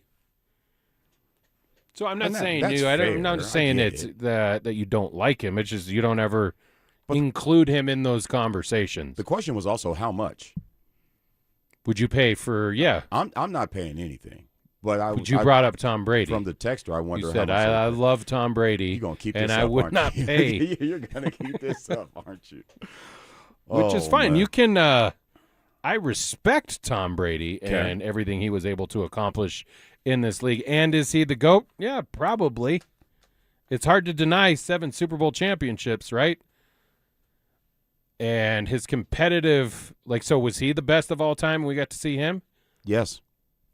Best of all time, football play. You're a football coach, and you say, yes, best football player of all time, or do you kind of break that out? Because I think most people, if you really broke out who's the best football player, is different than saying who's the best quarterback. Yeah, there's probably 3 guys in that conversation. I can't remember if it was NFL Network. It was NFL Network that did the top 100 of all time, and Deion Sanders was. They don't believe. They don't believe. But there's probably 3 guys in that conversation. For me, it's you've mentioned Jim Brown. Okay, cool. Jerry Rice. Jerry Rice was number 1 on that list. But for me, Tom Brady. It's really hard to argue with it. And I understand that he is very unlikable and polarizing, even as a broadcaster. And now You think Brady's unlikable? I think he was unlikable as a player. A lot of people dislike Tom Brady. I think the way it finished up, and maybe this is just me, because when you leave, I didn't have a huge problem because Alex brought it up during the break. What is his record in Denver in the postseason? Not great. It's a losing record. We had Jake Plummer beat him here. I think that was his first postseason loss, was that game, the Benjamin Watson game, down the sideline when Champ intercepts that pass. Payton beat him both times here as a Broncos quarterback. Manning, the name Manning was just kryptonite to Brady. Go ahead and look at the records overall, and I know that most people are like, oh, Brady got the best of Payton all the time. Not really. We were fortunate enough to see that head-to-head matchup. Yeah. For a decade. Yeah, as probably 1 and 1A. No doubt about it. No doubt. I don't know. Maybe he's not as disliked as a broadcaster. I think there are some people that are just like, I'm ready for this guy to go away for a little bit. As time goes on, I have I don't know. It's just I don't think I ever hated Brady. There's points where it was like, dude, you're whining. You're getting all the calls. They changed a rule because of you. that type of stuff. You're talking about hitting quarterbacks below the knee. Yep. I think that was justified, though. That was Bernard Pollard, came in late, took his knee out. Now he's out. Now next thing you know, we got Matt Castle. And then by the way, they went 11-5 that And season. didn't go to the postseason. Wow. And then they actually thought Matt Castle could play. I think I find it hard to. I think you have to separate it. Keep going. Separate what? Best football player versus best quarterback. Why do I have to do that? It can be a quarterback. The best football player can be a quarterback. They're football players too. We're not talking about kickers. I know Brady caught a couple passes in his day, but let's be honest about his physical ability. It wasn't like he didn't have that skill set. Now, as far as the brain and the competitiveness and the arm and all that, yes. Yeah, but I didn't say athlete. Yeah, but I to didn't say me, the best athlete to play football. I'm saying the best football player. Where do you fall on it, Bex? Do you think it should be separated, or can you look at it as a whole? I think so. I think like a guy like Walter Payton, some of those guys, they're more football players. I mean, they're everything you would want in a football player. Quarterback, it's a little different. I don't know. See now you're making subcategories. Football player, you're thinking athlete too. Yeah, but I want the best of the best. And so when we start breaking down and creating these subcategories, well, he would fall in this category, and this put this guy over there. No, I think it's just quarterback and everything else. That everything else can be segmented. lumped together. Quarterback is just different, and I think that's fair. Oh, are you going to do that in baseball? What do you mean, pitchers versus hitters? Everybody else, the field, everybody else. Pitchers and everybody else. You're going to separate those guys? Are you going to separate goalies and everybody else in hockey? Yeah, dude, because no one ever said Sandy Koufax was the best baseball player of all time. If you're going to do it across the board, I have no problem with the argument. But you've got to do it across the board. You can't just say, okay. Like, I think it's separated. Like, I think you can do it with football like you would with baseball. Like, I don't think anyone's ever going to say that a pitcher was the best of all time. Okay. That's like, fair. Even though the best of all time, they'll say pitched. Best pitcher. Like they won't say that. Bob Gibson was the best baseball player of all time. That's fair. But Babe Ruth could. Well, Babe Ruth was different because he Shohei, did do both. As we're having the conversation, can. It's always position players though. Like how often does Nolan Ryan come up in the best baseball player of all time conversation? I understand what you're saying, and it's a fair argument. If you're going to do it across the board, then. I don't know if I'm going to concede because quarterbacks, like, dude had Von Miller chasing him. Like, listen, Tom Brady's the best quarterback of all time, but I think Michael Vick was a better football player. But he's not in that conversation. But what does that make sense, how I'm laying it out? You could have used somebody else. Why? I love Michael Vick, but he's a better John Elway. They're both better athletes than Tom Brady. You could say that Brady was, and I know you believe this, a better quarterback than John Elway. But John Elway is a better football player. Does that make sense? No. Defined how? Because he was faster, because he was with you, because it's halfway fair. But it's hard to argue with because he lost 2 against the Giants and he lost 1 against the Eagles. He went to 10 Super Bowls. Yeah. And he had the greatest Super Bowl comeback of all time against the Falcons. Threw for 500-something yards in that game. They were supposed to listen, lose. dude, I'm not trying to discredit Tom Brady as a quarterback. I'm saying I'm separating it versus. Okay, so give me your best football player. Probably Jerry Rice. Okay. Jerry Rice, Jim Brown, Barry Sanders. So you're like 95% right. Maybe even 89-ish, somewhere in there. It's fair. And I get what you're trying to do. But I keep greatness great. And if you're going to create those subcategories, then you should have rooms in the Hall of Fame. These are the best running backs. And these are the best defensive linemen. And no, I'm only doing it with one position, dude. Like, because I can put all the other positions up against one another. I think linemen could be considered like that, too. I mean, you think of best football players, how often is an offensive lineman going to be considered? Almost never. And where you're going to stop. You'd say like Joe Thomas may have been the best football player on the Browns, but he's an offensive tackle. I mean, I'll tell you what, Tristan Wirfs and Trent Williams are ridiculous athletes. I mean, ridiculous. I watched Tristan Wirfs power clean 365 pounds the other day. Like, that's a pretty good doggone athlete. Now, imagine he could play basketball, and Myles Garrett can run track. Jadeveon Clowney, like, set a record in the 100. So I guess my question is, where do you stop if you're going to start segmenting guys out like that? I'm not segmenting all of them. I Just think quarterbacks. Okay. Yeah, because it's different, is it not? Like, it's also the only position that gets wins and losses.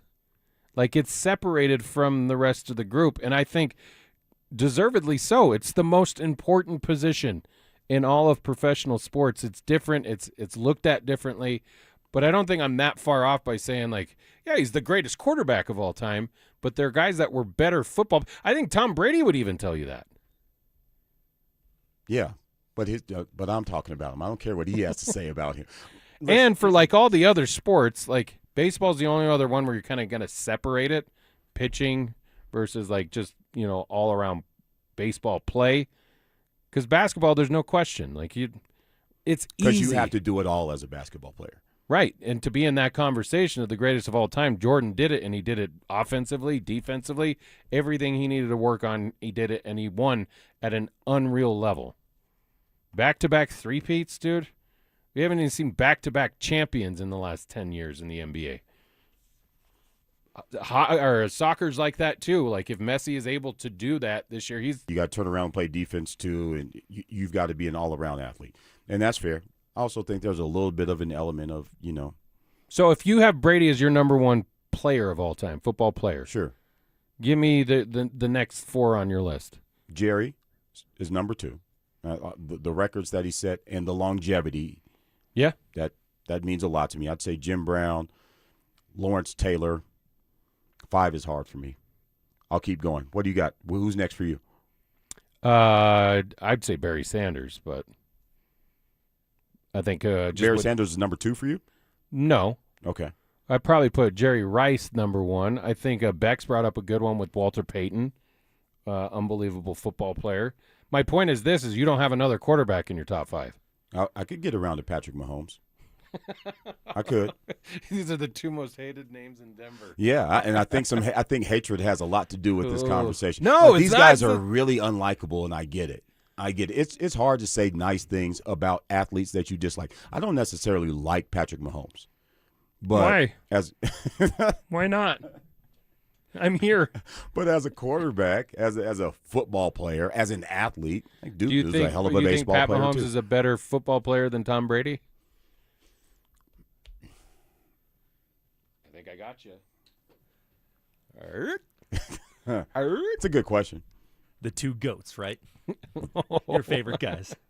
Oh, man. Denver, You Colorado. guys are going to run me out of town.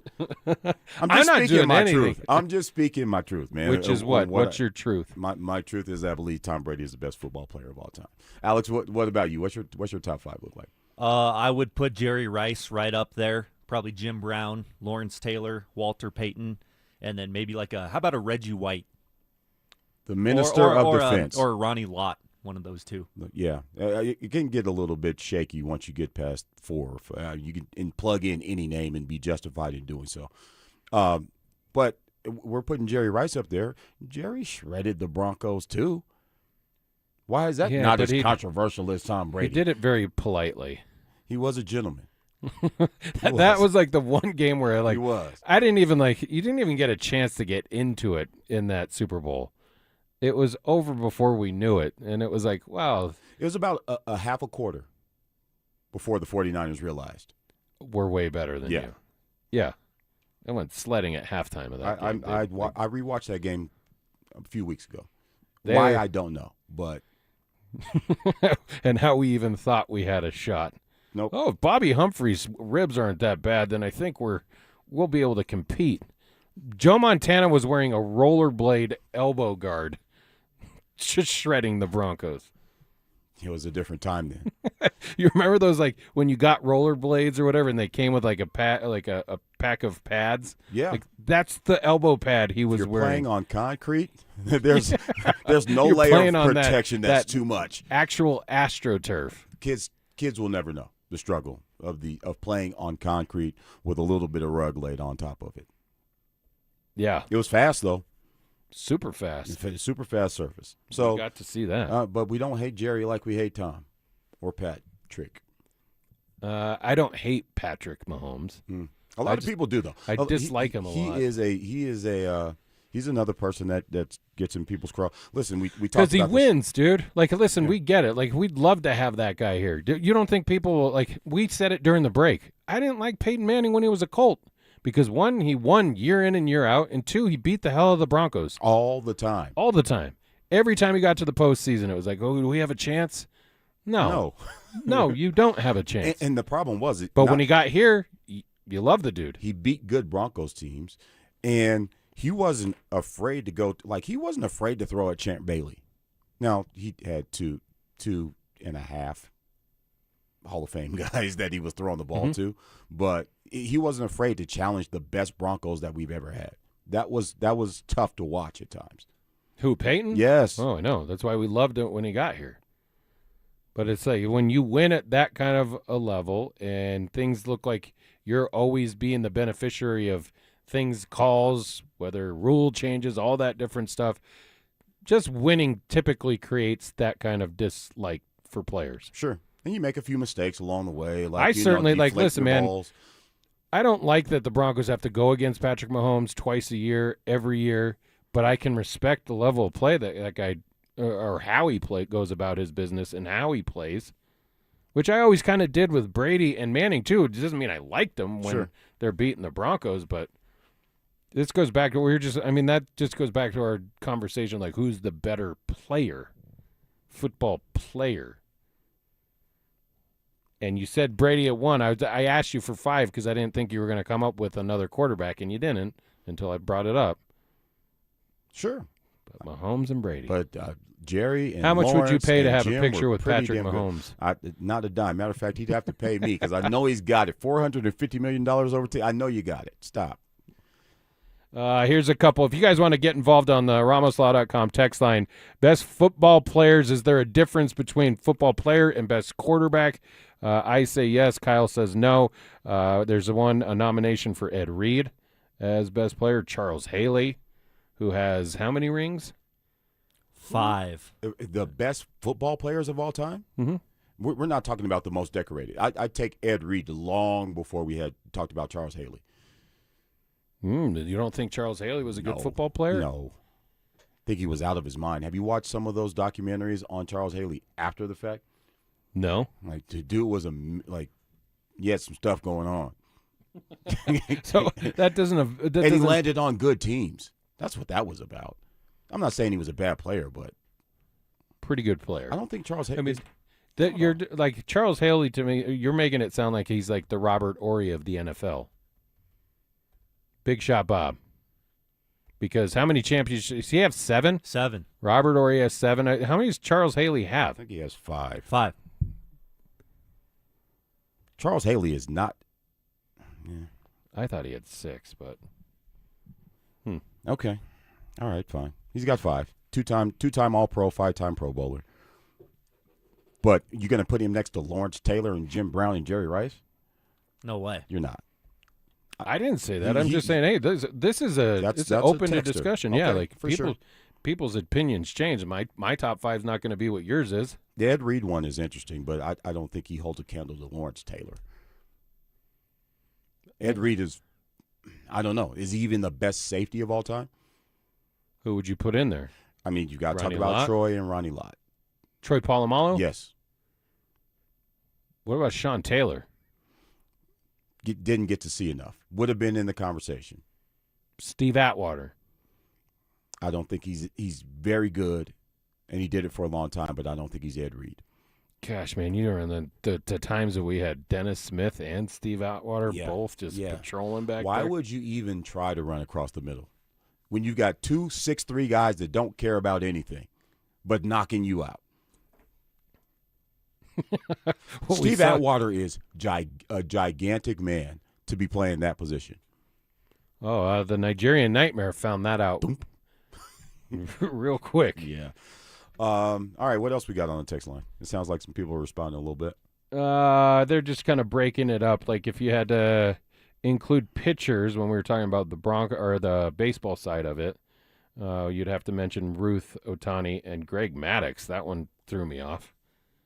Ruth and Ohtani, I get it. They both, pitched and hit and were very good at both.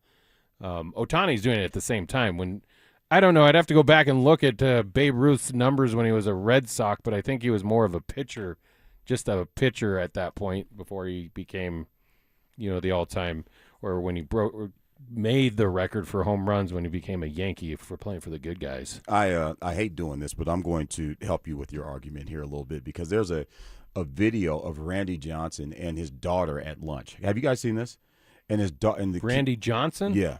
No. And they talk about the kids now ask you, do you wish you were a better athlete?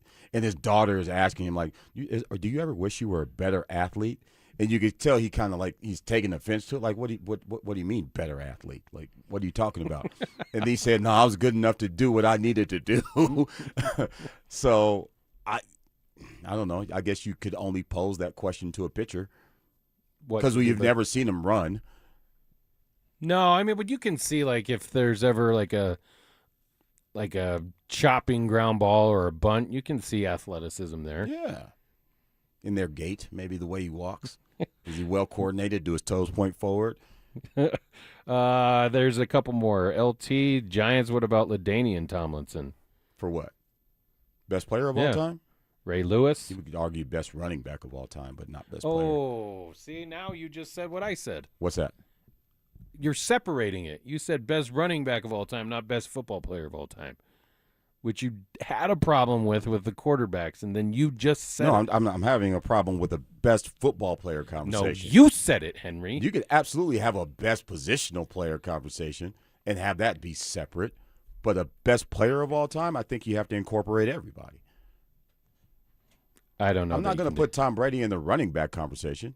No, hell no. Okay. But you are when you're saying he's the best football player of all time. You're you're lumping him in with football. Them. I think there's a difference. You just said it too. Like, no, I did. Yes, you did. Like, no, I did. That's not what caught yourself no, too. I did. Like, no, I did. No, I put LaDainian in the best running back conversation, That's but a not different best conversation. player. No, it's not. You can put LaDainian in the best football player conversation, and he can be in the best running back conversation. Tom Brady can't be in both. Yeah, he can. He can't be in the running back conversation. He can be in the quarterback conversation, but he can't be in the. He can't be in the. But you're saying that he can be the best of football players. Who's that? Tom Brady. LT can't because he's not, but Tom Brady for sure. I don't know. This is now the hear he's and like, listen to Jimmy conversation. Are you hearing because or are you listening? Which one I is can it? hear Jimmy. I can hear Jimmy, but now I think you're trying to Jedi mind trick us to like get us like, wait a minute, what happened? Yeah, Who said what? Maybe I'm psyching myself out too. But you understand what the hell I'm saying. Go ahead. What else is on there? LT's not in the best football player conversation though. He's not. Not that LT. Never pay to take a photo with an athlete or a rock star. Pathetic. Oh. What about Jim Kelly? Shots fired. Yes, what? He took the Bills to 4 Super Bowls, even though they did not win. He's not 4 in either consecutive. conversation. He's not quarterback or player. No. Not in quarterback. 4 straight Super Bowls. It was really good.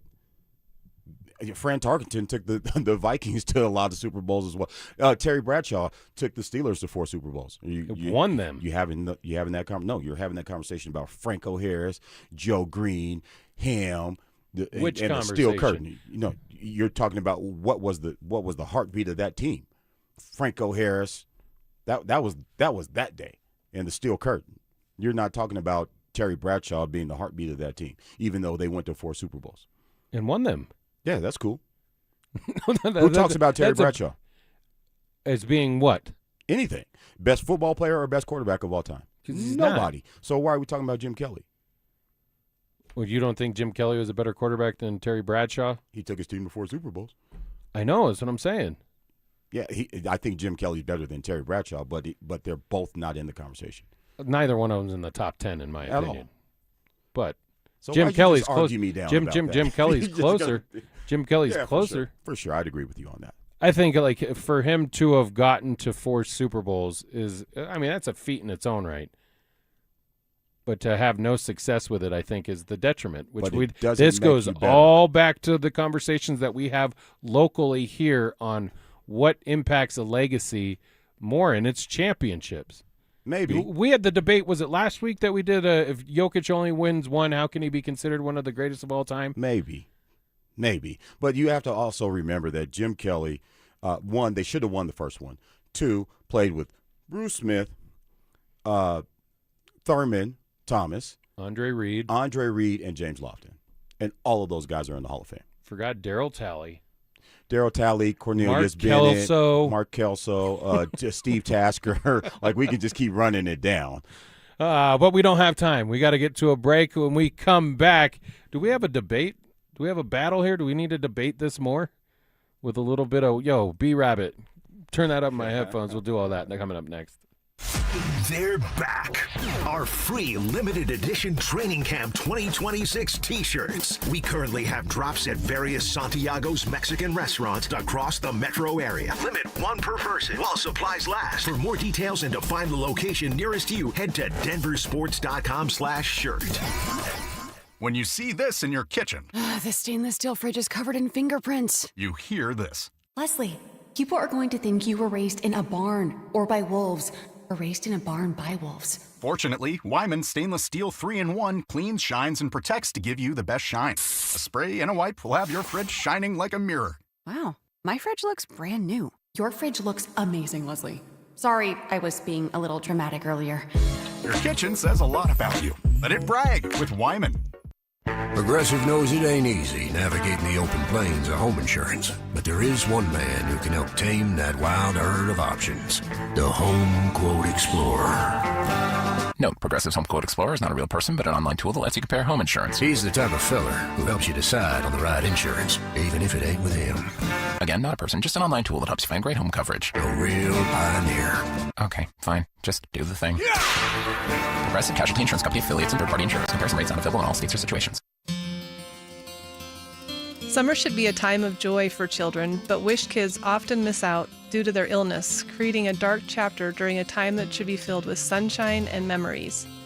A wish from Make-A-Wish Colorado can change everything for these children, giving them the strength and hope they need to persevere in their fight against critical illness. My name is Carrie Fletcher. I'm part of the Alpine Bank family, member FDIC.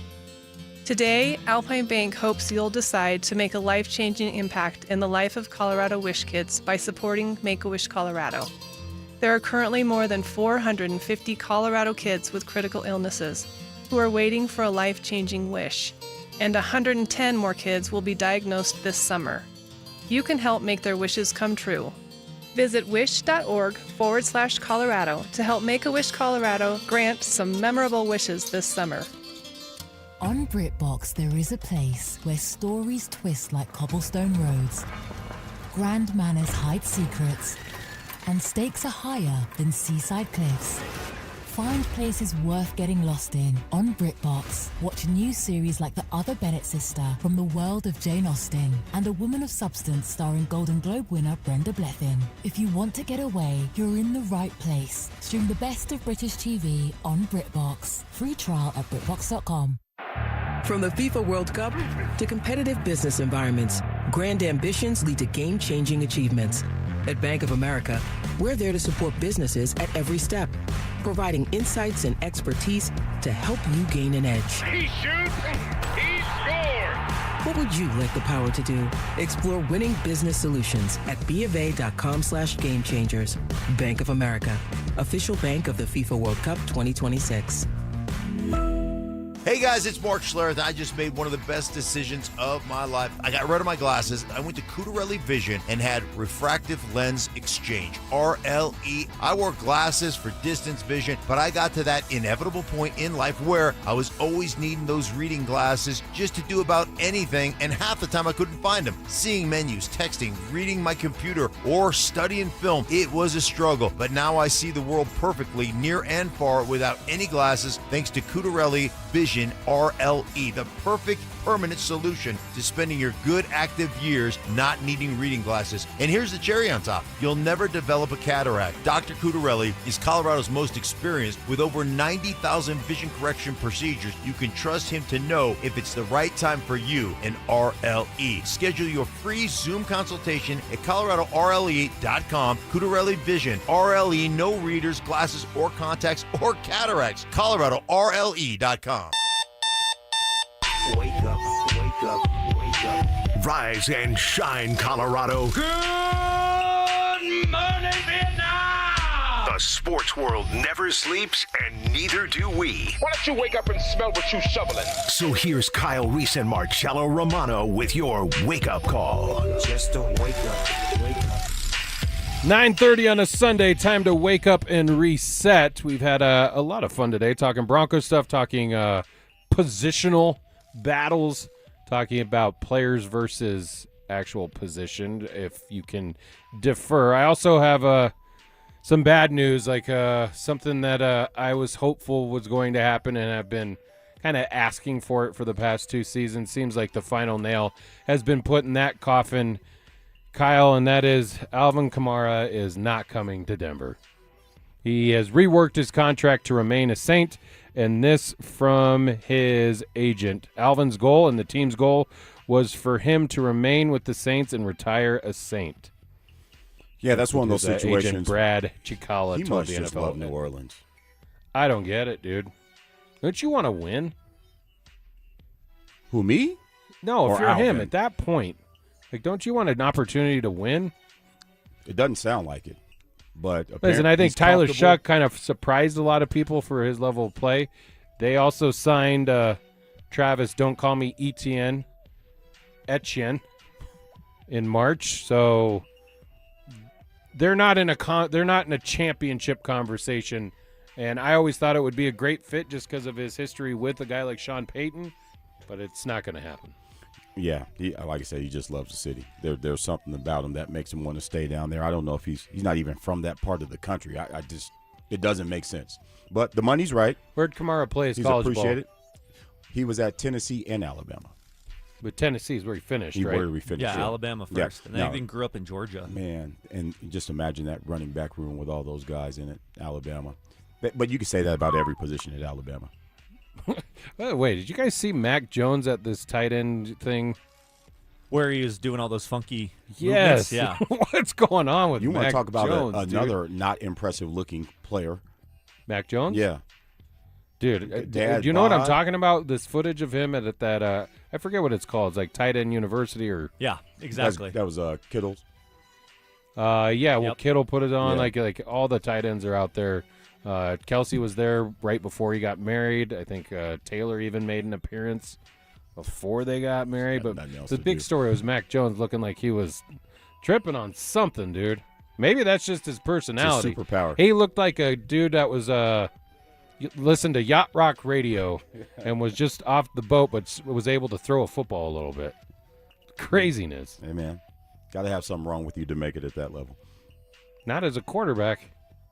You don't want the It's a little screw wacky. loose. You don't want the screw loose if you're a quarterback. I get it. What All else right, you got? U.S. or not the U.S. The Open Championship is underway. It's getting interesting down the stretch Final here. round.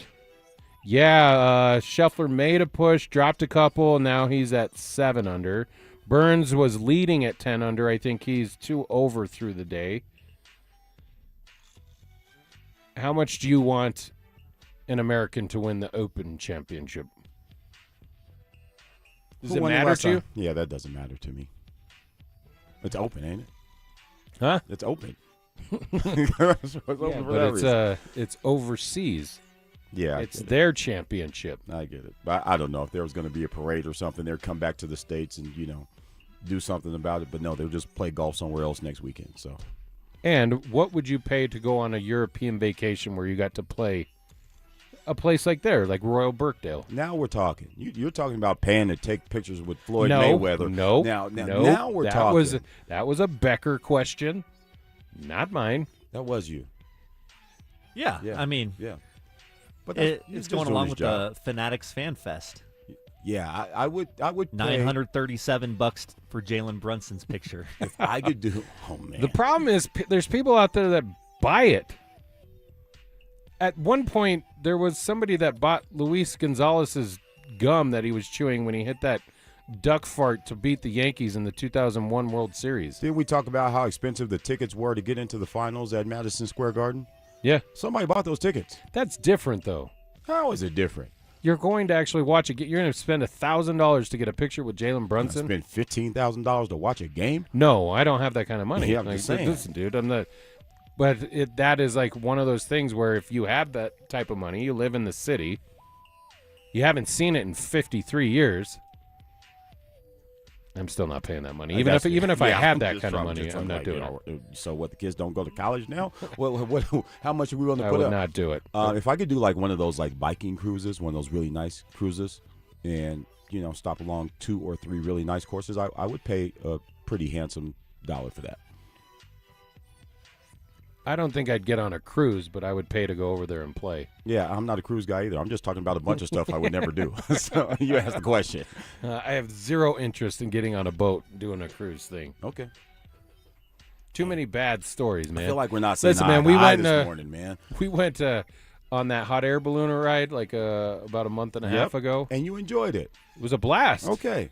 A couple weeks after, did you see the accident of one of those? You're not going to do it again. No. Okay. Not now. Like people were like, "Were you scared?" I'm like, "No, it's a hot air balloon. What could go wrong?" That's fine. Things went wrong recently. Yeah.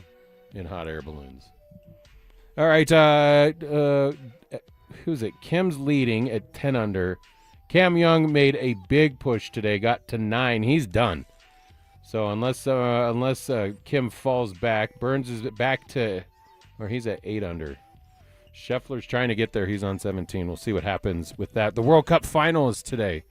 Kyle is very interested. Please break down the match between Argentina and Spain. Yeah, you are Lamine Yamal after all. Yeah, there's going to be a match. It's going to be a 1 o'clock today at MetLife Stadium. 1 Eastern? No. 1 our time. Our time. So 3 Eastern. There you go. Which one you want? 1 or 3? Our time or their time? Our time. Our time 1.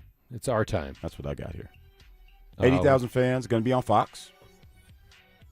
Messi is going to do the thing. What else you want?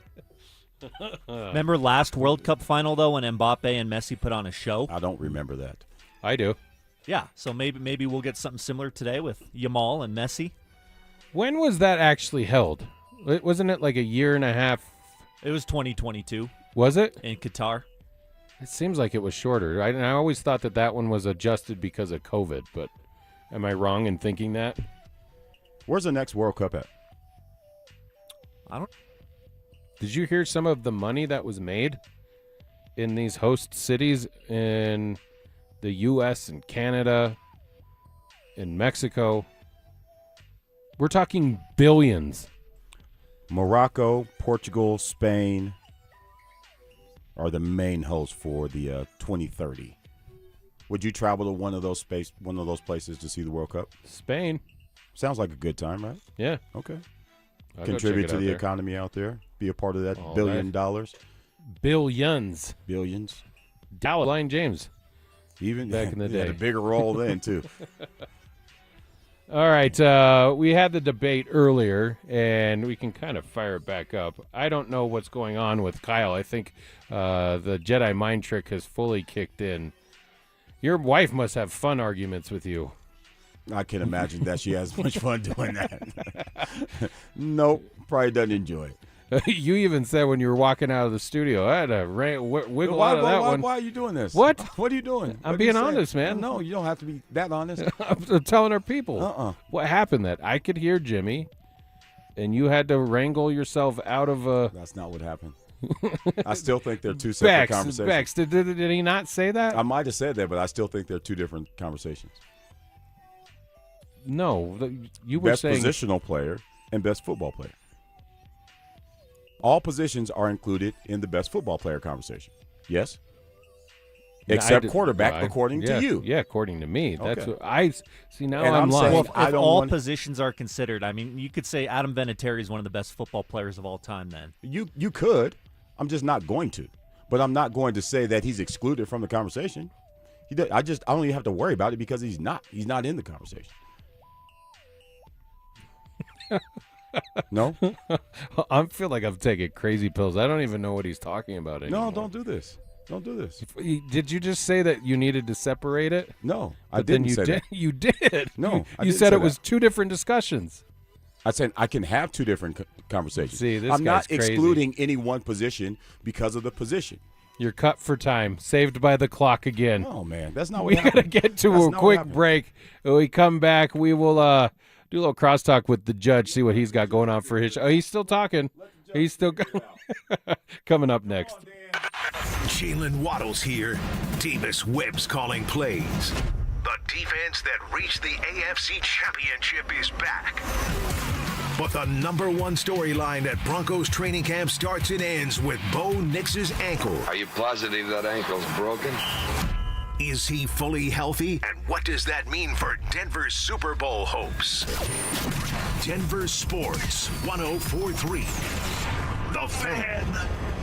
Hi, Dan Cicchini, Done Right Home Improvements. For an 8% scheduling incentive and a special financing rate of 0% APR with 72 equal monthly payments, go to drhi.com. Kitchens, baths, counters, and floors. Finished basements, windows, and doors. You have our word, we'll treat you right at Done Right. Hey guys, boy Steve here today about my long-term buddy Troy Hansford. And if you're thinking about selling your house for any reason, now might be the time to sell, still get top dollar. Believe it or not, my guy Troy is still offering his $5,000 guarantee. What is it, you ask? Well, if you can't sell your house at your price on your timeline that you agree upon beforehand, bam, going to cut you a check for $5,000. Who else makes the offer? Nobody I've ever heard of. And he makes that offer because he continues to spend a ton of money marketing his listings, has about 100 families approved and ready to buy right now. And if for any reason you need to sell right away, Troy can buy your house, all cash, and he can close in as little as 7 days. You have a house to sell, Troy probably has that perfect buyer for you right now, waiting for you to pick up the phone and to call him. Call Troy, get your home sold for the most money. That's 720-944-33,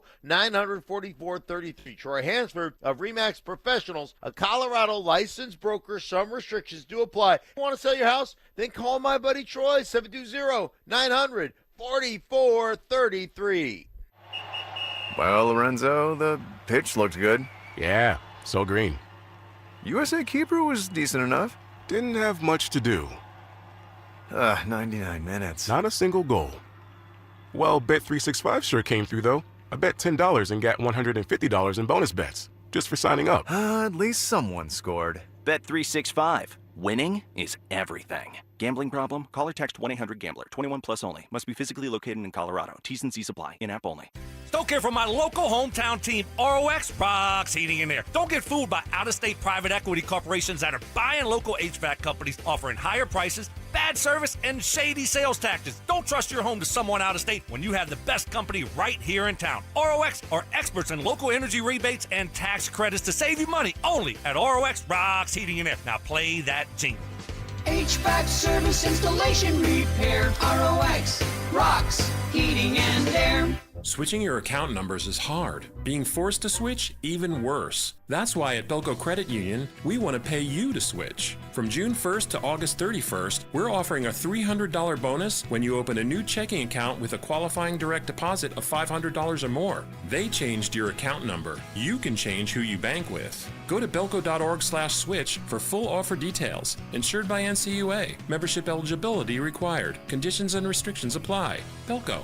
Banking for everyone. This is a special alert to all Americans who own a vehicle with less than 200,000 miles with an auto warranty about to expire or with no warranty coverage at all. Due to a decline in the economy, CarShield is announcing a low-cost month-to-month vehicle protection plan that is now available to the public to save any driver out-of-pocket expenses on future auto repairs. Call now to find out how you can pay almost nothing for covered auto repairs. Yes, you heard that correctly. Pay almost nothing for covered auto repairs. An open phone line has been established for all drivers to call for a free quick quote. Call 800-330-8323 now. Drivers who are covered will not have to pay for covered repairs again. This protection plan is at an all-time low. Additionally, drivers who activate this vehicle protection today will also receive free roadside assistance, free towing, and car rental options at no additional cost. Call us for your free quick quote today. 800-330-8323. That's 800-330-8323. What do you have to lose? Call 800-330-8323. Again, 800-330-8323. Every hunt tells a story. Let Ty's Taxidermy in Loveland bring yours back to life. Big game, birds, fish skin mounts, and reproduction. Expert detail since 2001. Call 970-669-1119 or visit Ty'sTaxidermy.com.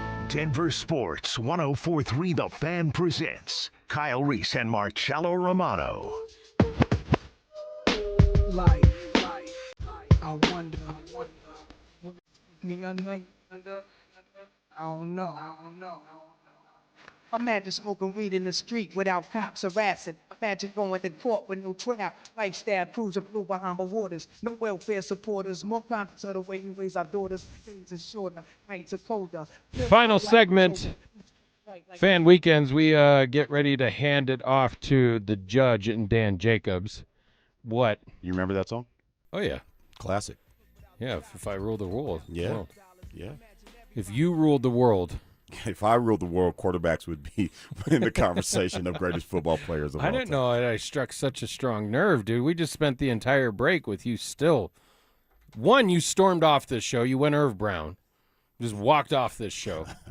Talking just in the background, yelling, and then sitting in the control room, disappointed, and just argued for another 5 minutes. You know what's funny? People used to ask me about Sandy Clough. Like, is he really like that? And it was like, yes, he would do, at least with you guys during the break, because I heard it. I was going to the bathroom. I hear you guys, screaming, yelling. Sandy would somebody would turn Sandy's mic off. He would get up, walk into the other room, look down at the control board, and just start continuing the talk show, kind of yelling down at the board. Not talking to anybody in particular, just cleansing his system of these brilliant ideas that he had about the Broncos or whatever. Like, there was no off switch. That was him. Was he going through like a stack of papers? Yeah, well, he had that thing under his arm. Yeah, carry things under his arm. The voice of the judge, Dan Jacobs, who will take you as we are finishing up our show. We've had a spirited debate. And I've kind of I don't know where it stands now. I've made the point, this is it, Dan, is that, while I think Tom Brady is the greatest of all time quarterback, I've said, I think there's other people that were better football players than Tom Brady. Well, that? Oh, I gotta stop. I was about to say something that was unkind. Might hurt somebody's feelings, but I was gonna say it's an argument that you put the other person in a box because it's defined solely in your mind, right? Because how do you define a better football player? Which really what we're trying to do is we're trying to put quarterbacks in a box saying, well, they're not really great athletes or they're not tough enough. They don't show enough skill or whatever, which I think, is pretty much hogwash. There's a reason why, Barry Sanders can't win, literally quit the game because he said, I'm tired of doing this, of giving my heart and soul to a team that doesn't have a decent quarterback. There's not enough around me. He was a heck of a football player. Does he have 7 championships? No, he doesn't have any. So why is Tom Brady? I was telling you guys during the break, Peyton Manning would be a great example, right? Oh man, he can't run. He has a weak arm. That one time he sacked himself, right? You would say he's not a football player. Well, go look at him after the game.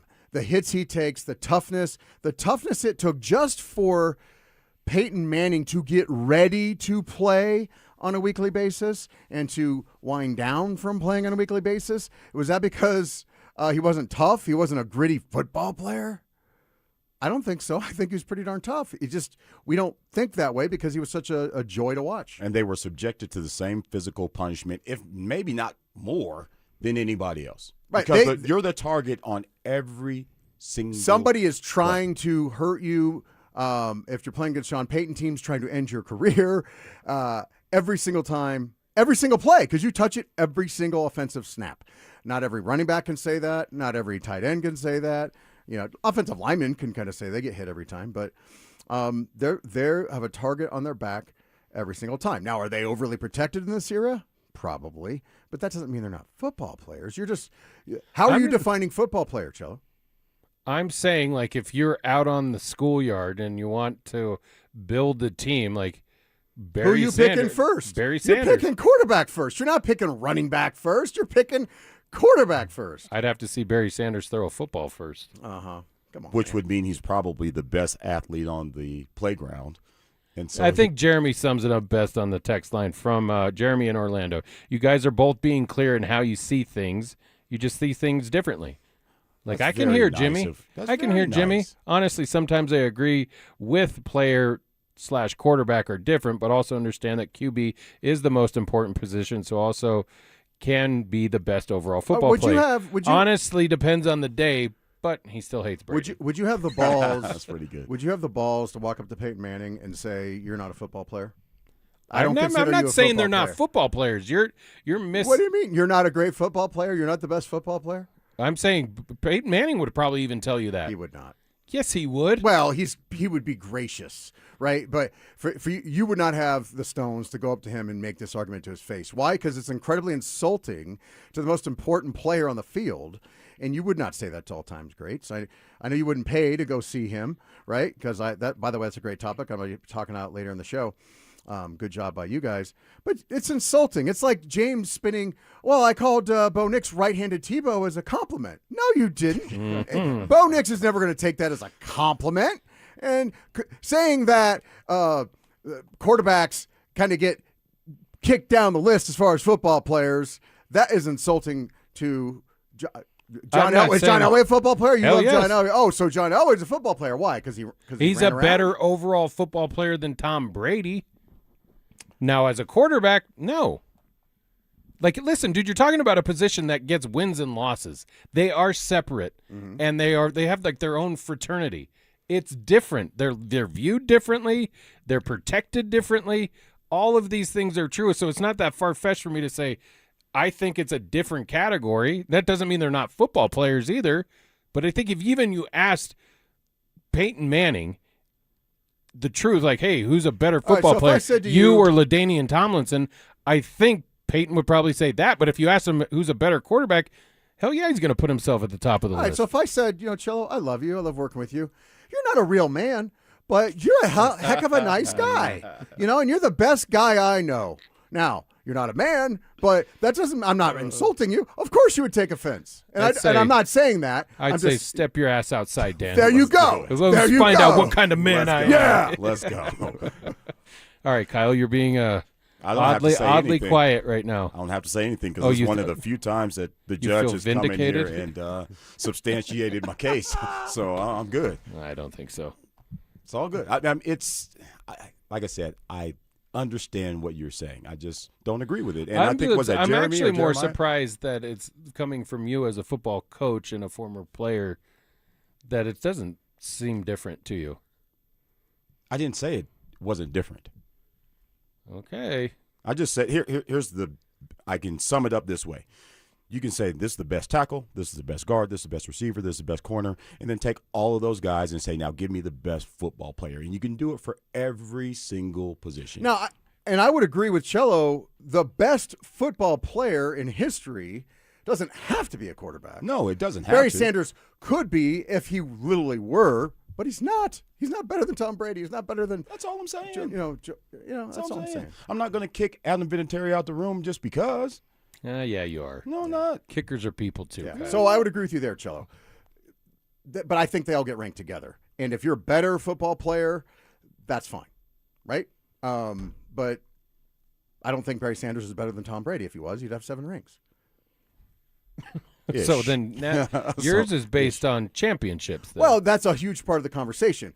You guys talked about this before. I'm a huge Dan Marino fan. I think Dan Marino is the best passing quarterback this game has ever seen. Can I, with a straight face, say he's the best quarterback of all time?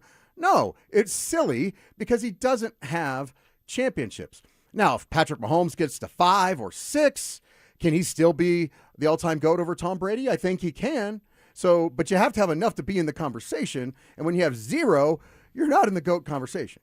Just like Jokic, without another title, is not going to be in the top 10 conversation. So Dan Marino he had a skill set that was very specific that he was exceptional at. Is what you're saying? Well, about skill sets. Okay, yes. that's fine. He just could not win championships. But we're not saying he's one of the best football players of all time either. Oh, I think he is. Okay, and that's your opinion. Yeah, because I go back to what you're saying. If I'm picking a players on the playground, and I want the best players, I'm probably going to pick Dan Marino. I'm not going to go, well, I'll take the running back or the corner. No, I'm picking a quarterback first, and I would pick Dan Marino first because he's the best player to help me win. This has been fun. Yeah. You don't look like you're having fun right now. You were having I'm fun a last blast segment. because it's you skirted over the other argument that we've had before when you just brought up Nikola Jokic and how he can't be in that conversation unless he gets more hardware, right? Correct. You don't believe that. We've had that debate. I firmly believe that. Like it's not even close, especially in that sport, which is why it matters. Like those championships do matter. So you would have Mahomes over Elway right now?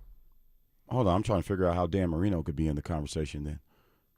Well, he's not in the GOAT conversation. He's not. Oh, okay. I'm just making sure I heard you right. Yeah. Okay. Yeah. I wish he was, but I'm being honest. He's not.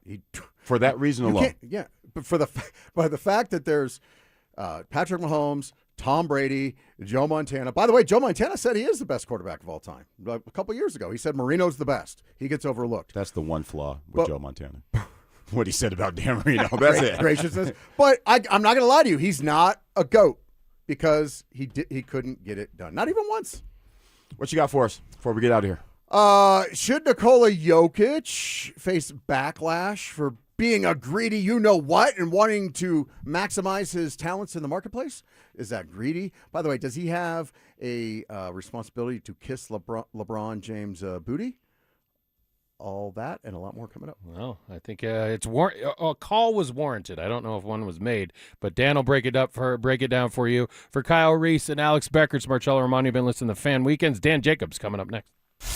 They're back. Our free limited edition Training Camp 2026 t-shirts. We currently have drops at various Santiago's Mexican restaurants across the metro area. Limit one per person while supplies last. For more details and to find the location nearest you, head to DenverSports.com/shirt. Hi, thanks for calling Uline. Wait, did the phone even ring? Nope. Okay, so you answered before the ring.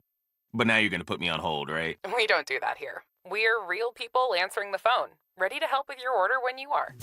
Uline has thousands of quality products for your business and warehouse needs, always in stock, ready to ship same day, and backed by Uline's legendary 24/7 customer service. Uline, we warehouse for you. It's no secret that the checkout line feels a lot heavier. If those daily essentials are ending up on a credit card, those double-digit interest rates are quietly draining your bank account. If that debt is starting to feel heavy, you're not alone. And if you're a homeowner, you've likely looked at your